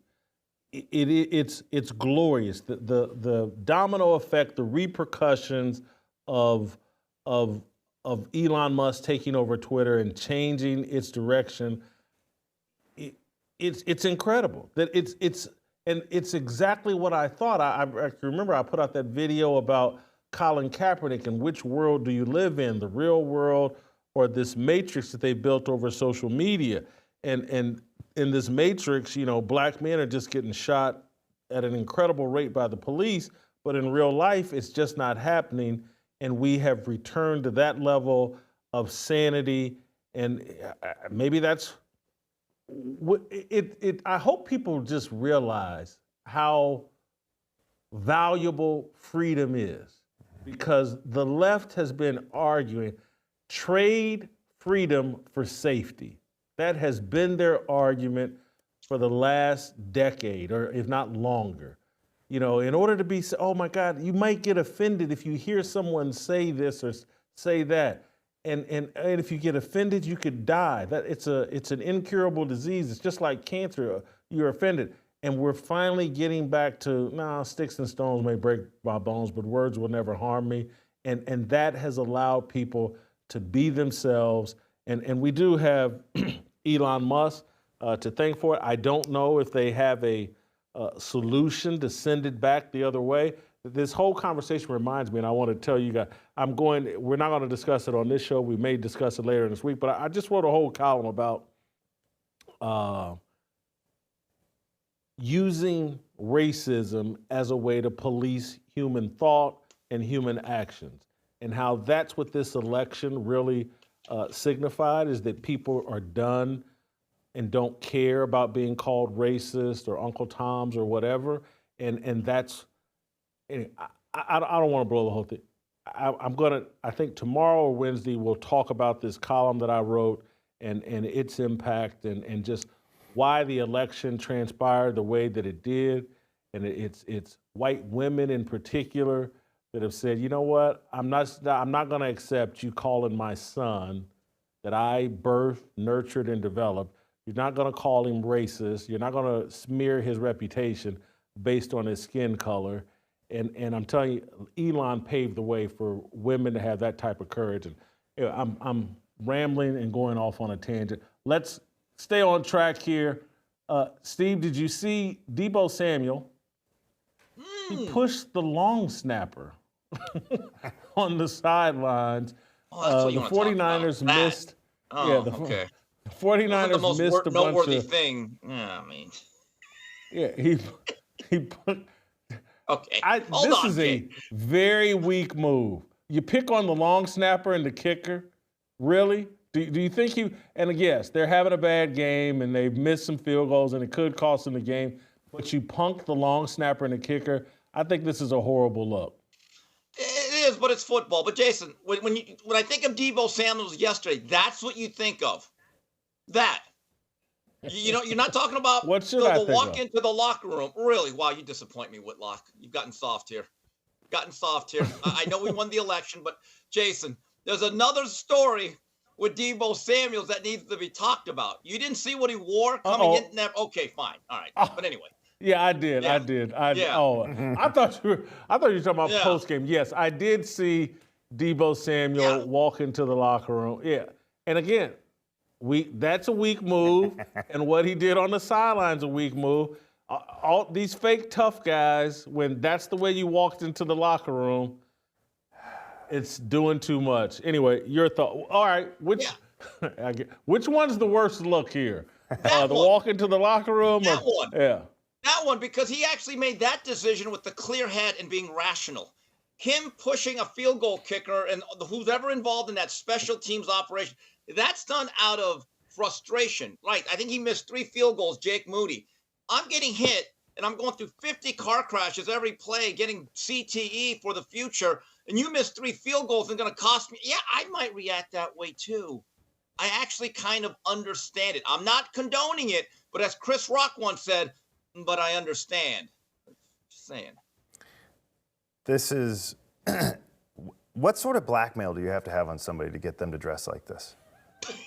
Like I'm looking at this video. I can't figure it out. I mean, he's free too. He's got the same freedom as everybody else. Maybe he's just living his best life. I don't know if he's got to say there's a Mark Cuban doesn't have the same freedom as the rest of us. Go check his Twitter right now and type in Mark Cuban and Kamala Harris. You can't find it. He scrubbed his entire Twitter. Clean. Does not. Did he really? Clean. Yes.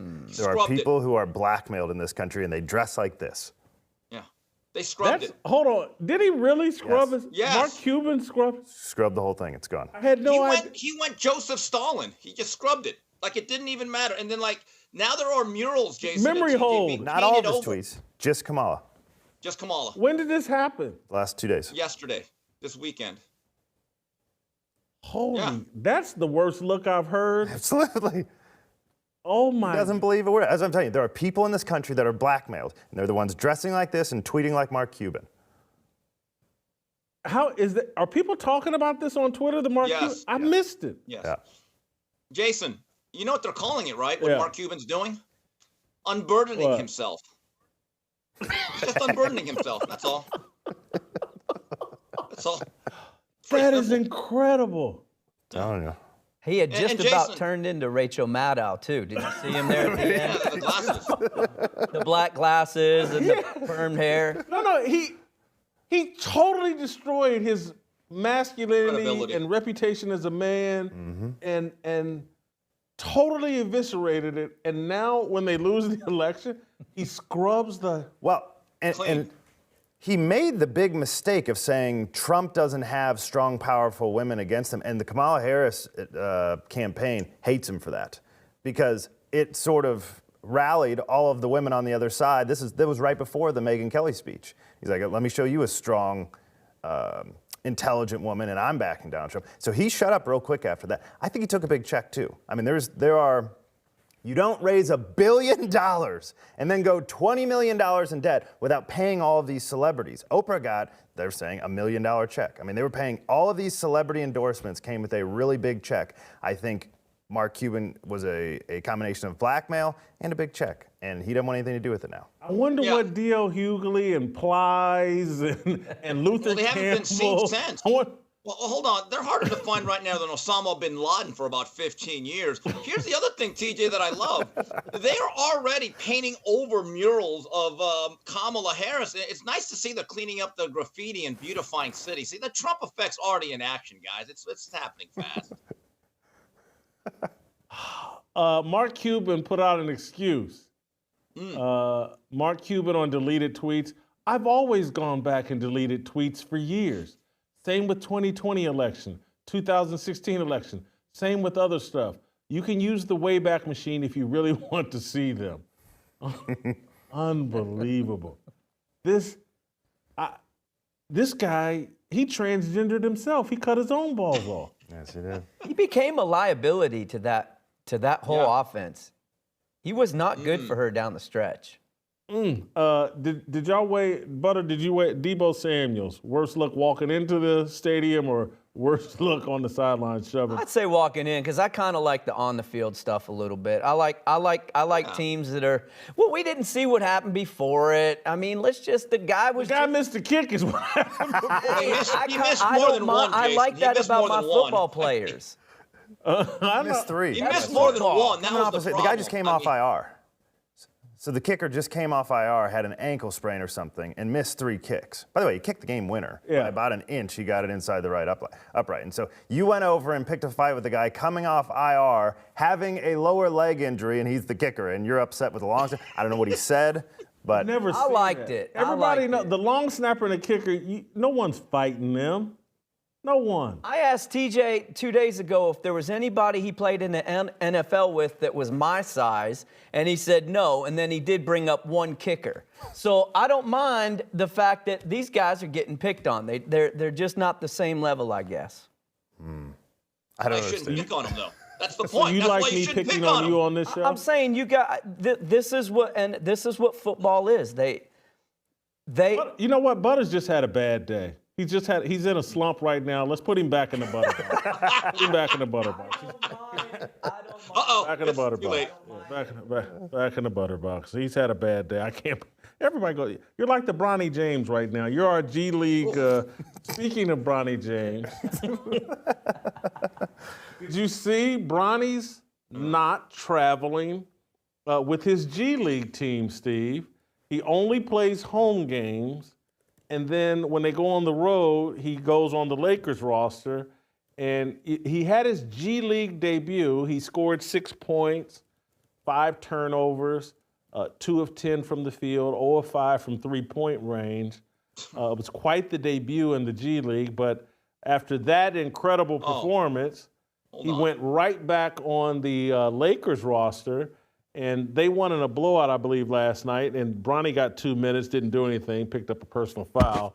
But I just don't know if they could be managing Bronny's NBA career in a fashion more dangerous or destructive to Bronny's reputation than what they're doing. He doesn't travel with the G League team. He only has to play in Los Angeles. This is a joke. So in other words, based on that box score, he played an above-average game. Okay, here's the issue. And I've said this from the beginning. I do not blame LeBron or the Sun. You want to give us that opportunity to make fake history? Go ahead. This is an indictment on the Genie Bus-led Lakers. These are not serious people. And my beloved Lakers, who, again, I am a fanatical fan in recess for the time being, it is an indictment on the way they run it. Just think about this, Jason and TJ. If it's a developmental league, and you're a part of it, isn't part of your development to play as many games as possible to, I don't know, sharpen your skills? And now you're doing this thing where he gets a special privilege where he can sometimes be on the big team, but then he'll take someone else's minutes at home. I wonder if there's ever going to be a player, and it's probably going to have to be years down the line, that's going to speak out and say, we hated this. He was taking up my spot, and he was taking up my minutes that I earned every single day at practice. And I have a serious question for anyone out there that really follows this basketball world. Is Bronny James even a top 75 player in the G League? I really wonder about that. And guess what? We're never going to find out. He doesn't play enough. To me, it's like LeBron is intentionally trying to, well, he's so narcissistic. He's just trying to pleasure himself. Hey, my son's on the team with me. We're making history. He's got to be irate. Or look at Scottie Pippen's son just had a triple-double in the NBA. And, no, they're not playing together, but that's what you want from your son. It doesn't matter whether Scottie Pippen's on the team or not. Scottie Pippen's son is playing at a level similar to his dad. And obviously, it's unlikely he'll be a Hall of Famer like his dad, but he's a legitimate NBA player. It just baffles my mind that you would turn your son into the Make-A-Swish kid. The best dads, all of us know, want their children to be better than them. And then they just get out of the way. And they say, go do your thing. Stay on your own 2 feet. I'm here for support. And LeBron's doing the opposite. He's destroying. And if LeBron actually cared about Bronny at all, he'd be in his second year of college right now, trying to develop into hopefully an NBA player one day, some way, somehow. Because I don't think he's got the talent, but we won't know ever now because he's destroyed his career before it could ever get off the ground. Because LeBron, when he looks back, he said, yeah, I wasn't Jordan, but I got me and my son played in the same team. Did you see that? We got pictures together. He's turned his son into a laughingstock in a city that is really cruel to celebrity kids. I'm just saying, he's running the risk of his son falling into depression, his son turning to alcohol or drugs. That's what celebrity kids do, particularly if they have a fall from grace or their reputation gets smeared and so on. This is really, really dangerous. I'm gonna let Butter out of the butter box because Butter's got 2 sons that, again, unlikely to be professional baseball players, but Butter works with him in baseball, and it takes a lot of joy and great time to spend with your kids. And obviously Butter, and I say this in seriously, not in mocking, but they're not being given LeBron James's athletic genes or height or anything like that. But just as a dad, how do you manage your expectations, your desire to see your kids do things you didn't do, as opposed to just letting them do what they're capable of doing? It's an interesting place. It's been a challenge for me. I'm a very competitive guy. I played pretty high level of sports in high school, and it's hard to manage that aspect of it. I would agree with Steve, though. I do blame LeBron, and I do think he's mismanaged this, but there should be no place that this could be possible to do at this level. That doesn't, expunge him from the responsibility of his son. Almost looks uncomfortable a lot of times when they're talking together to me. From a father to a son, I'm not sure that Bronny loves the moments with his dad speaking on his behalf in press conferences and stuff like this. It's not something I could ever imagine doing. At the end of the day, though, I just wonder, is LeBron just excited and trying to do everything for his kid, or is it really the narcissistic, that side of it that's coming in? Because he is there with his kid and he is showing love to his kid, and we want that for our fathers and our sons, but it just all seems out of balance. LeBron has arrested development as well, because I couldn't imagine being 40 and still placing that kind of value on my kid being in athletics. Particularly if I'm a billionaire or if I'm just a successful person. By the time you reach 40, you should have figured out, like, hey man, this sports stuff, you can make a lot of money, but it's really not that important. Look, who knows? LeBron's son might be a lawyer or a doctor or... Unlikely. He's got LeBron's IQ. He's got a very stable home. I'm serious. That'll make you smart. I've heard LeBron talk. I got it. Not LeBron, but I'm talking about the kid has a stay-at-home mom. He's got an idea where they could have invested a lot of energy and effort into his intellectual evolution. He had things LeBron doesn't have. The number one thing you got to give your kids is an address, a stable one, not be a gypsy and all that other stuff. LeBron's son could have been anything. And look, let's even stay in the sports world. I think LeBron's son could have been a safety in football. Mm-hmm. He has legitimate athleticism, but he probably wasn't even allowed to explore that side of himself because his dad wants him to be a basketball player. Look, man, when you're a dad, one of the first things you do, I've got a 1-year-old who'll be 2 in January. One of the first things you do as a father is you start reading books on how do I turn this guy into a man? It's my job. Particularly as a Christian, how do I get this kid into heaven? And so you start reading books, and one of the first things you'll read in these books is you can never steal his masculinity. That's what he's doing. He is emasculating his own son. You don't get to do anything. I'll do it all for you. All the way up into your professional life. You've stolen it from him. And so, look, LeBron, if he were actually caring about it, actually read it, how do I make this kid a man? You let him stand on his own 2 feet, give him support when he needs it, but let him stand up, and he won't let him do it. Even if Bronny could do it, we wouldn't know it, because LeBron has had his dream. Now, everybody has to be a part of his dream. It's the height of narcissism. Gonna move on. Steve, I think you sent me this.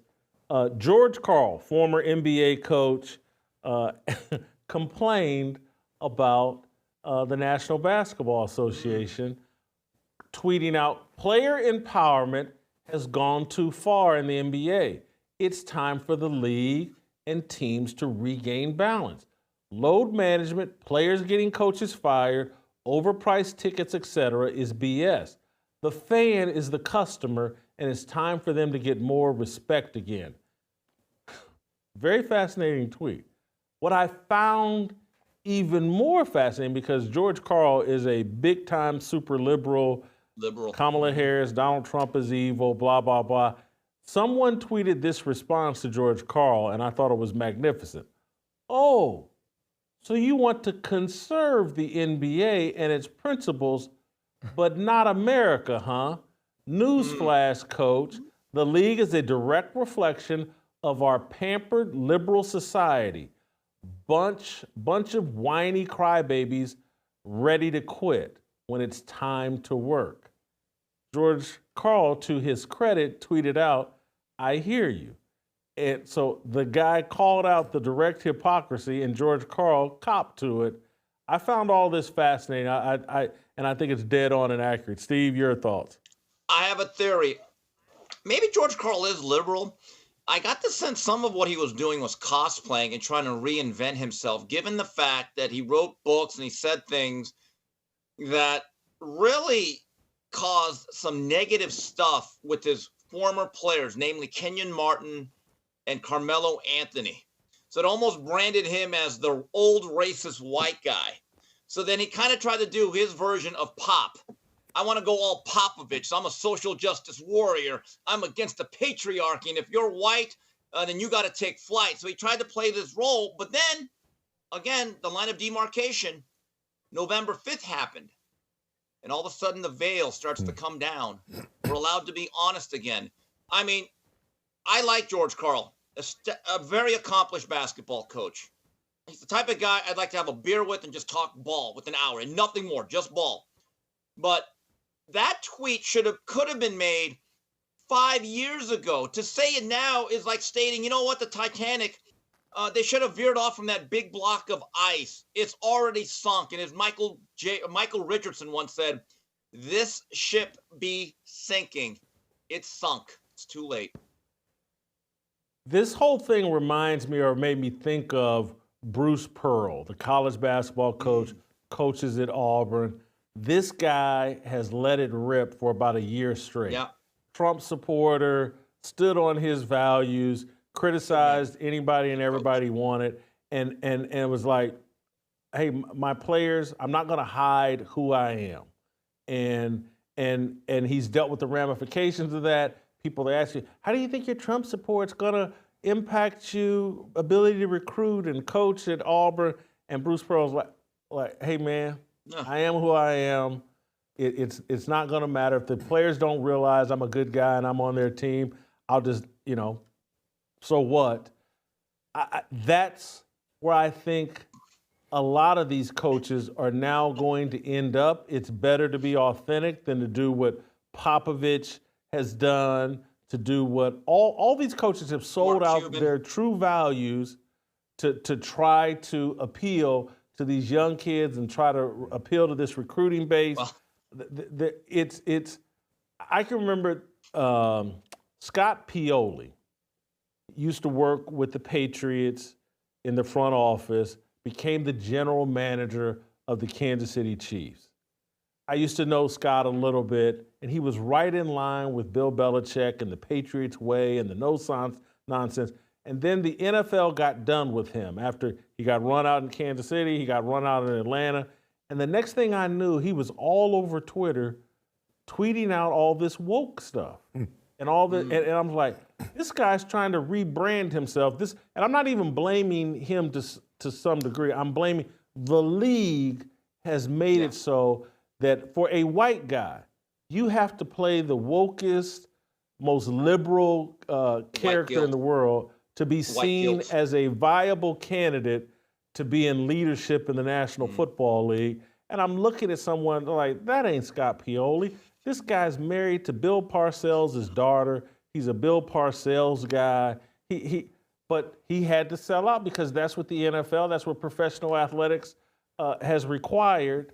And it's fascinating that it's blown up in people's faces. And I look at Bosa and his teammates, and I look at the way the sports world is moving. That was all short-term, that it was all cosplay, and so I'm glad it's over.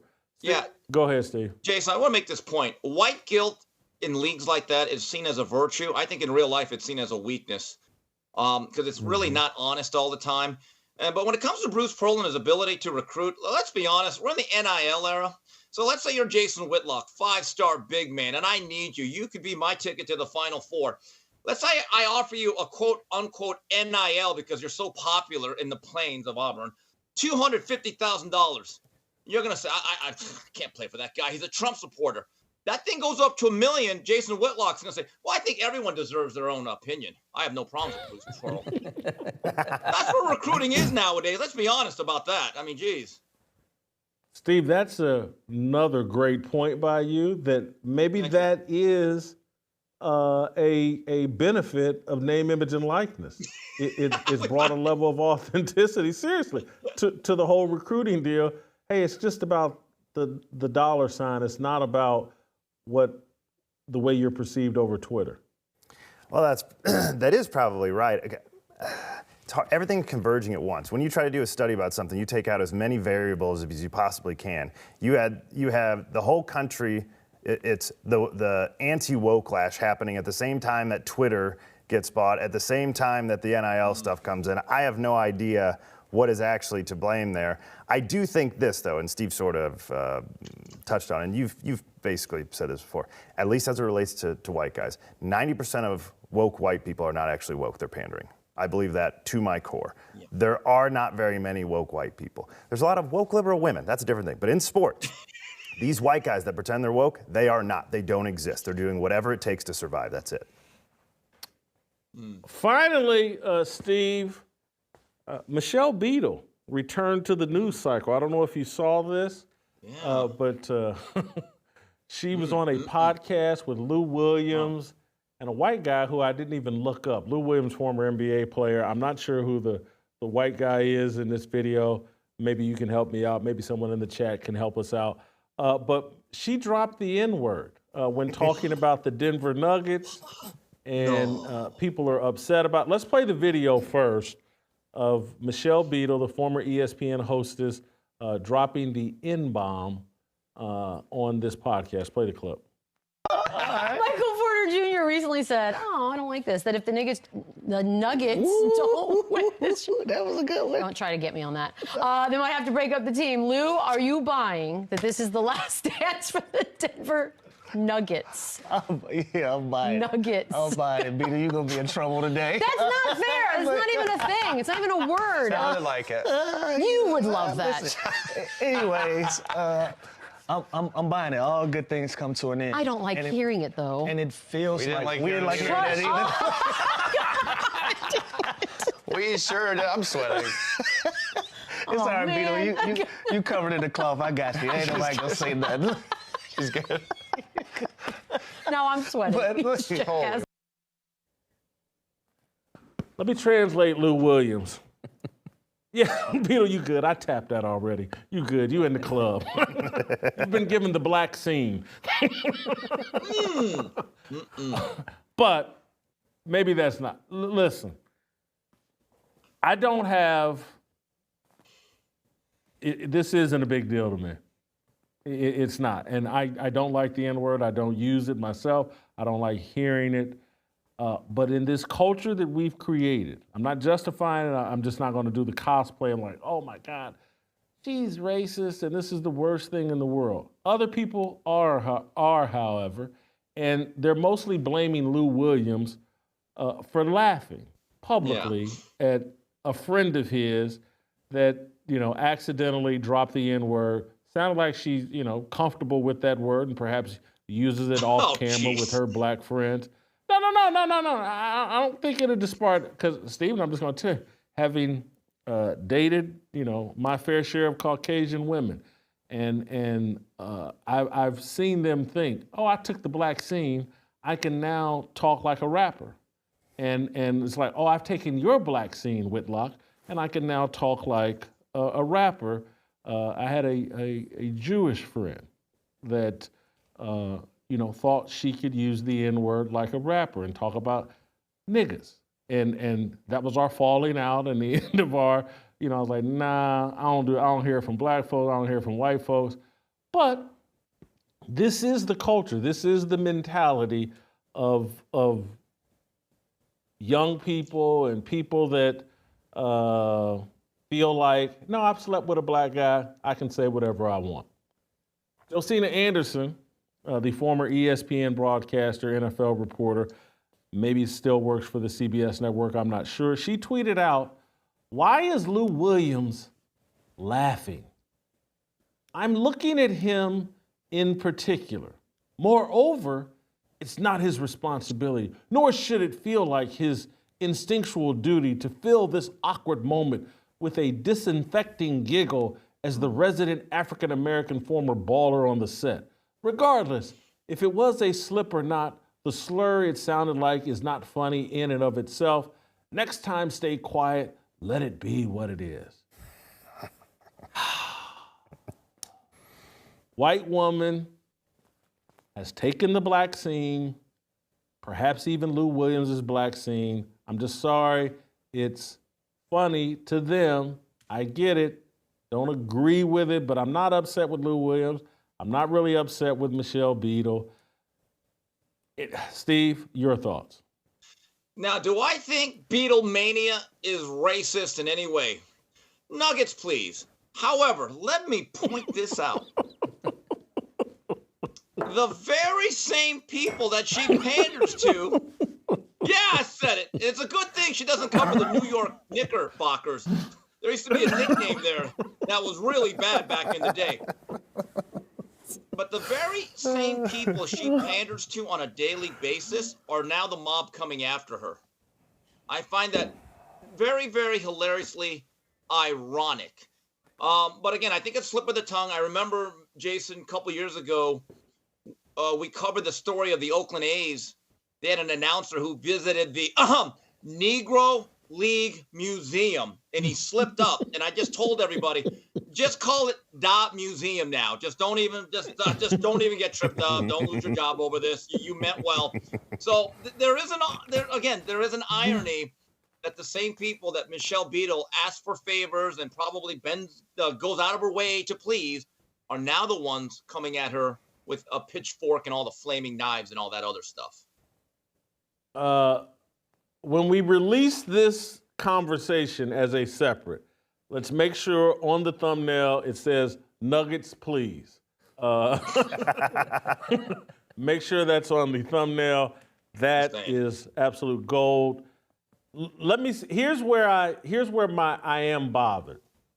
Let's say Lou Williams and Michelle Beadle hadn't said anything, and Michelle Beadle wasn't on the show, but she heard some conservative black man or some athlete that she didn't like say, "Bitch, please." Let's suppose she had heard that. And everybody laughed it off. He said it in a joking fashion, blah, blah, blah.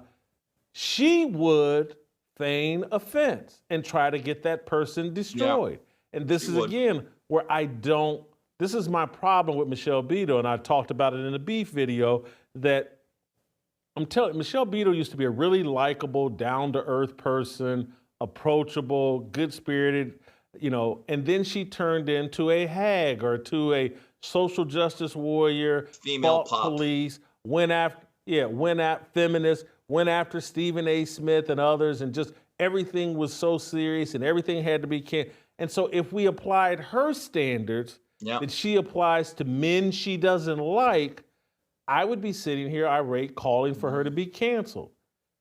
She wants mercy. She wants for people to understand her in context. Is that what she's been giving to people throughout her career? I hope this is a teachable moment, learning moment for Michelle Beadle. And I say that in all seriousness because I'm telling you, Michelle Beadle used to be a fun-loving, good person. Then they figured out, oh, the wind is blowing, and if I go on, the wind is blowing my direction. If I go on TV as an angry feminist and use my power to destroy these men who I disagree with and pretend like Michael Vick is Satan himself and all these other people, and football is the worst thing on the planet, Michelle, cut it out. You came up as the girl everybody wanted to have a beer with and talk sports and watch a football game with. Stay in that lane rather than the thought police and social justice warrior. This is nothing. I completely agree with you, Steve Kim. Nuggets, please.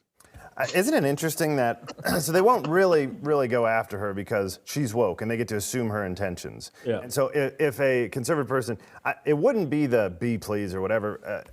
For me, what if Sam Will Cain, perfect. Yeah. What if Will Cain stumbled over his words? You get to assume intentions. Well, it's because of his implicit bias. It's because you white people sit around all the time and it did just slip out. It's because you talk like that. Your whole life, you and your secret white society, you guys just go and then you say the N-word and you giggle together. That's how this really works. For her, it's like, nah, she's woke. We know she would never say that. She just tripped over her word nuggets.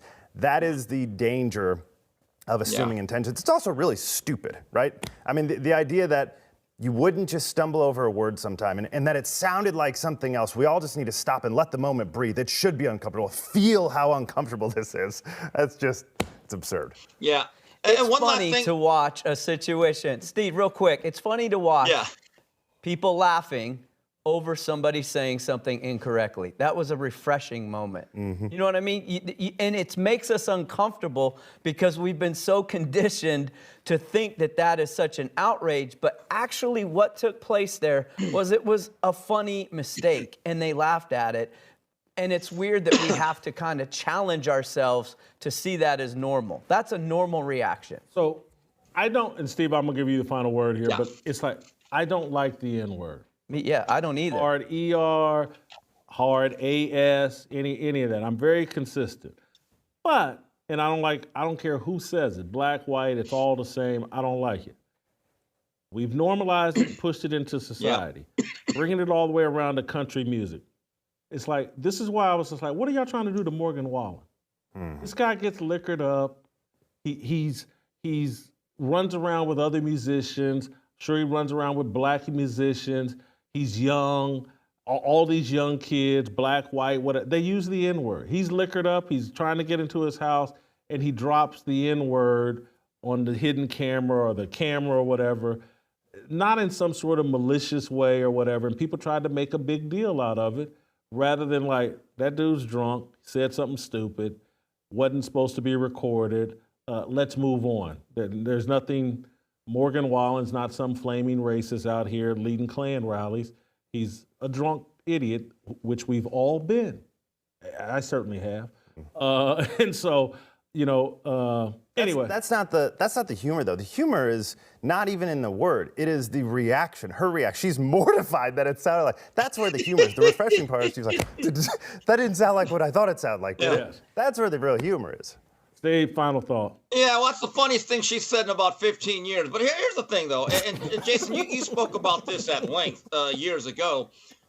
Don Imus would have never known what even the term nappy-headed hose would have meant, or if it even existed, if hip-hop did not amplify it. And many of the times that it was said in hip-hop, it was a derogatory term, FUBU, for us, by us. And you're absolutely right about how did this term become so ubiquitous that everyone knows it. But as a concerned crouching tiger who does not know Ms. Beadle, let me just give you just this sound advice. When talking about that particular basketball team, whether it's Jokic or Dan Issel or T.R. Dunn or Alex English, whether it's the history, whether it's the past, whatever, just refer to them as Denver. Denver from here on out. That's it. Just Denver. Simple. Denver. Steve. The omelet.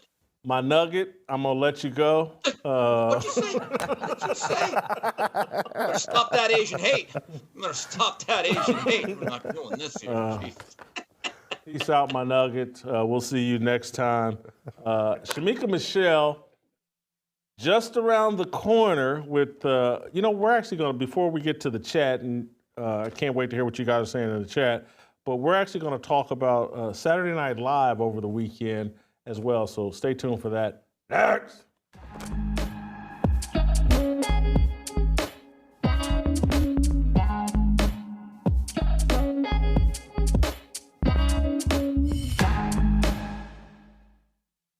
Welcome to Extra Fearless with Jason Whitlock. I am Jason Whitlock, your host. Oh my God, Lyndon Johnson, his thoughts are so disgusting. I can't believe you would engage with him. The celebration for being a slut have never been greater. Why do you choose Taylor Swift, and why do you pick up a role as, let me help my woman undress on stage in front of an audience? When I look at people like Sexy Red or Cardi B that we prop up, now I see that the white community as well is just as fried. It does look to me like he made some eye contact with her and then just decided, nah, let me move on. The BET Awards seems like a psyop at this point. It's just Democratic brainwashing. Get in there and fight for all the things. I think that's it for you. I'm done.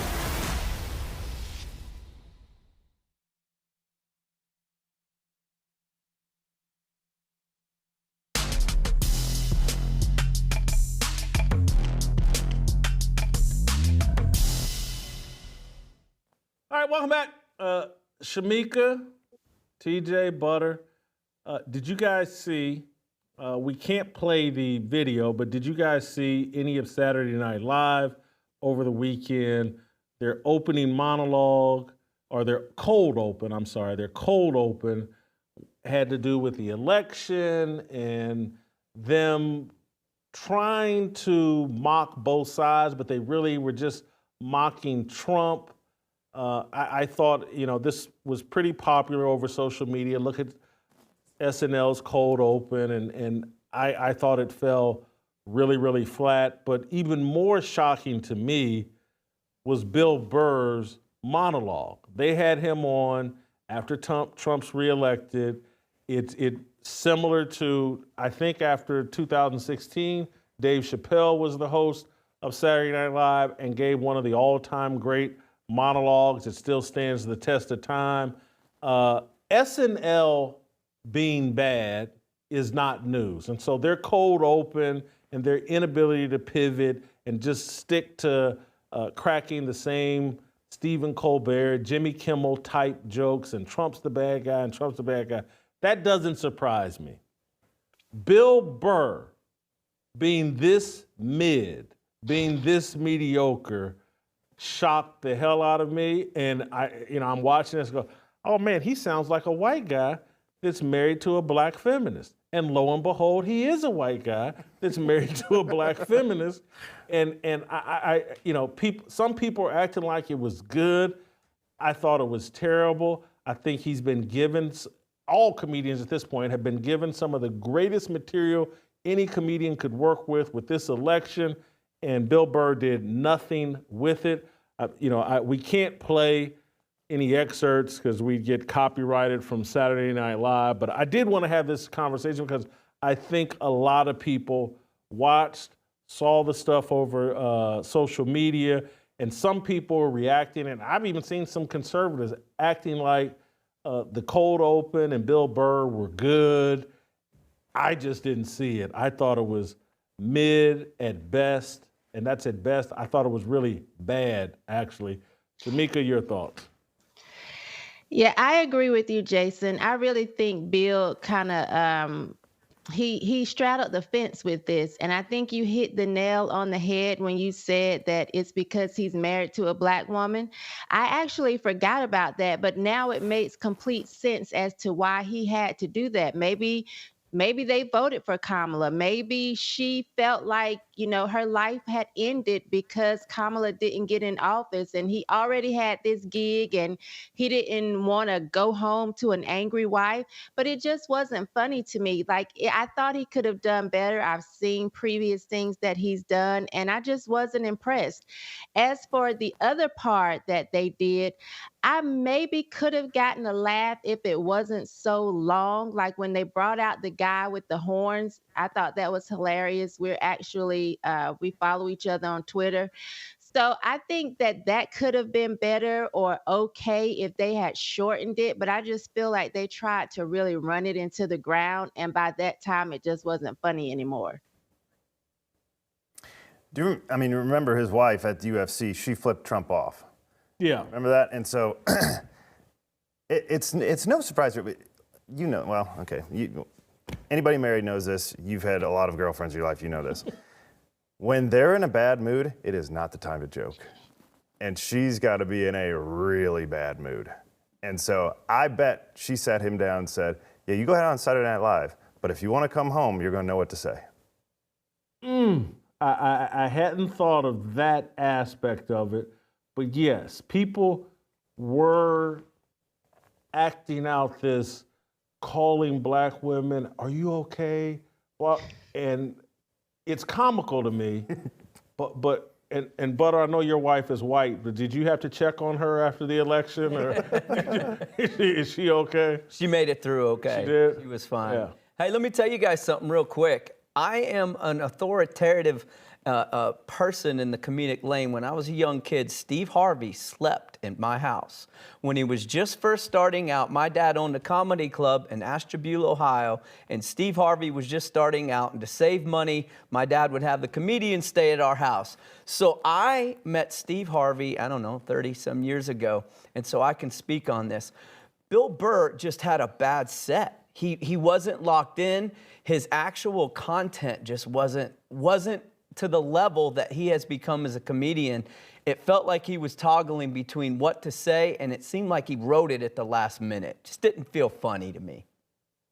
He's been good on Trump, though. Remember, he went on Jimmy Fallon, Jimmy Kimmel, and said, hey, Trump's coming back. This whole thing, we have totally screwed up the Trump thing. He's on his way back. So I think, if you go the last over 8 years or so, Bill Burr's actually been good on Trump. He's been real good. That's why I think he just last minute, it felt rushed and untidy to me, just from the delivery standpoint. I just didn't feel like he had it. Shamika, I like TJ's theory that he had a wife to answer to, and that scared him straight. Yeah, that's what I'm going with. Hell hath no fury like a black woman scorned that Kamala lost. So that's the way I think it went. Did anybody, and obviously not because you're a Trump supporter, but are you aware of what I'm talking, that a lot of black men and just men in general were walking around black women with kid gloves of like, are you okay, Bob? And I'm just the opposite of that. But did you experience that or see that firsthand?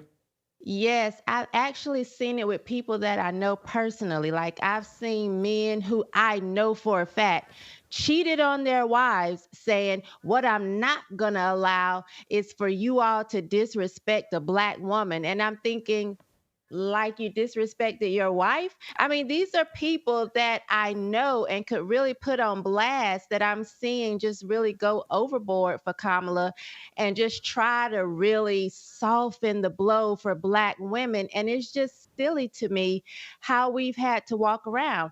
Like I was saying last week, one of my friends reached out to me, a male, saying this was the first time that he voted Republican, and he wouldn't dare say that out loud because there's just so many of our classmates that would, not have anything to say to him anymore because he voted what they would feel like against them personally. Well, obviously, I'm overjoyed with the results, and it's a cold dose of truth and reality that black women need. And I would tell Bill Burr to grow a pair. And his wife ain't out here cracking these jokes. I know she's probably entitled to half his money, but she ain't doing nothing with. Who is she without Bill Burr? Don't nobody know her name other than she's Bill Burr's wife. But anyway, what was popping in the comments? Well, mostly in the chat, Jason, they want to know, do you believe now?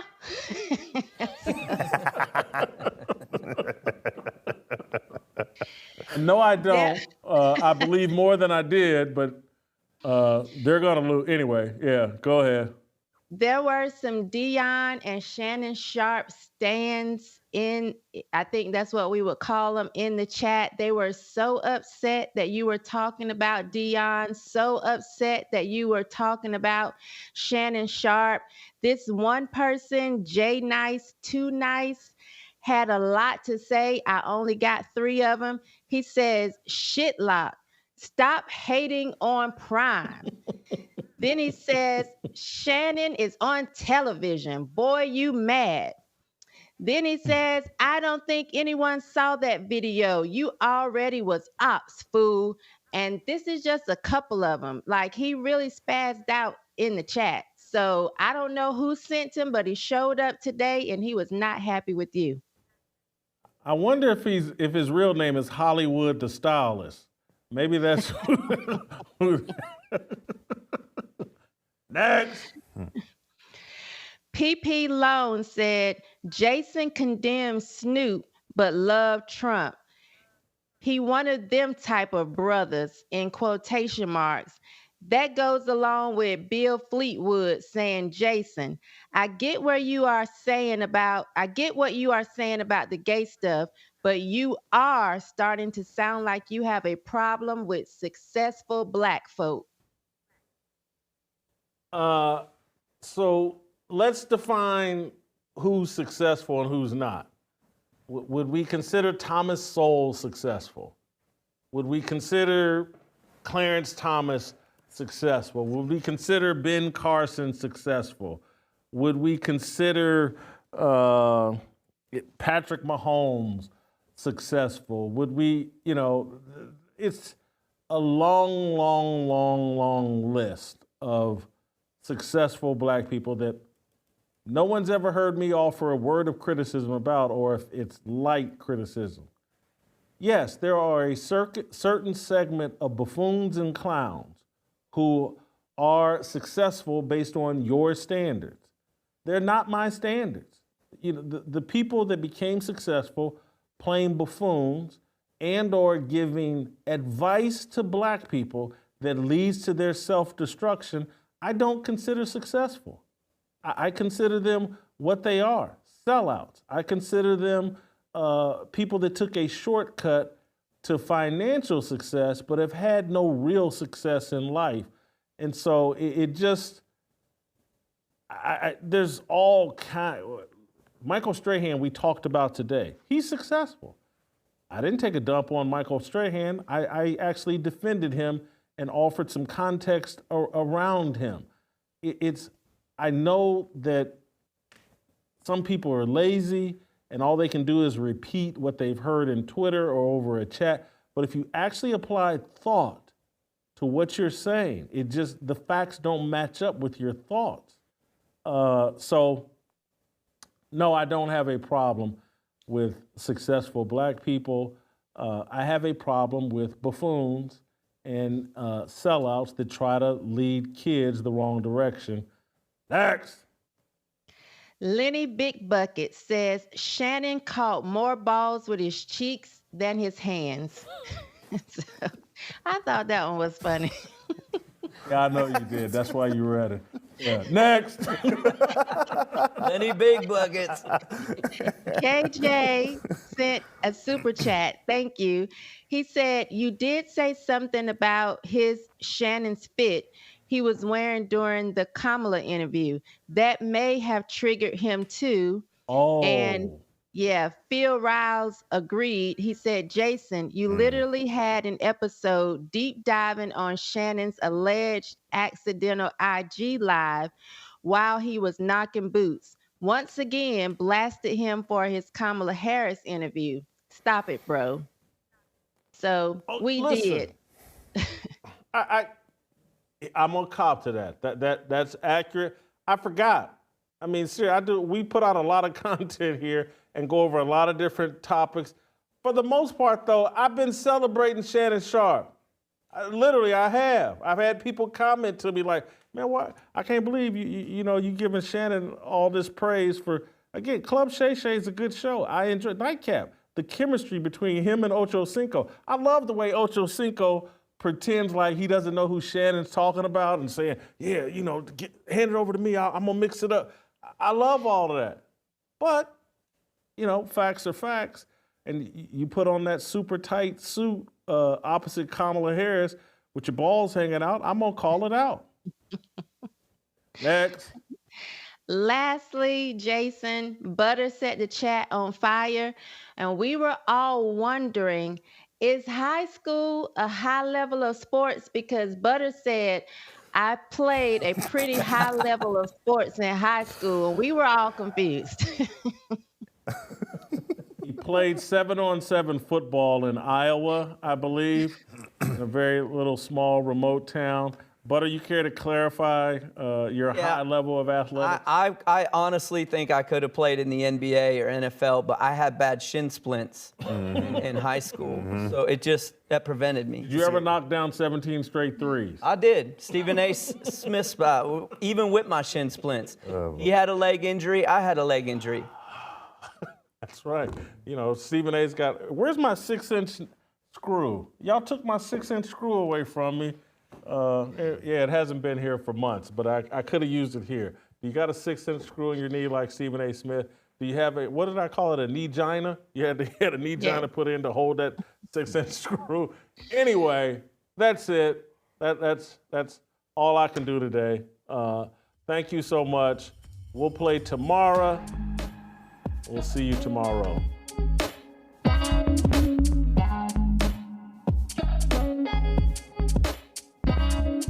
Waiting for the countdown, coming off the breakdown, standing in line for freedom. Looking for a breakout, feeling like a standoff, nothing in life like freedom. Came like a fighter, striking like a ladder, making all these moves for freedom. I want freedom. No negotiation, my sister, no relation. We all just wanna have freedom. Sitting on a corner, never been alone. I'm breaking my back for freedom. Blessed, we are living, get back. We are receiving, all deceiving. We all wanna be free. We want freedom. I wanna be. I wanna be. I wanna be.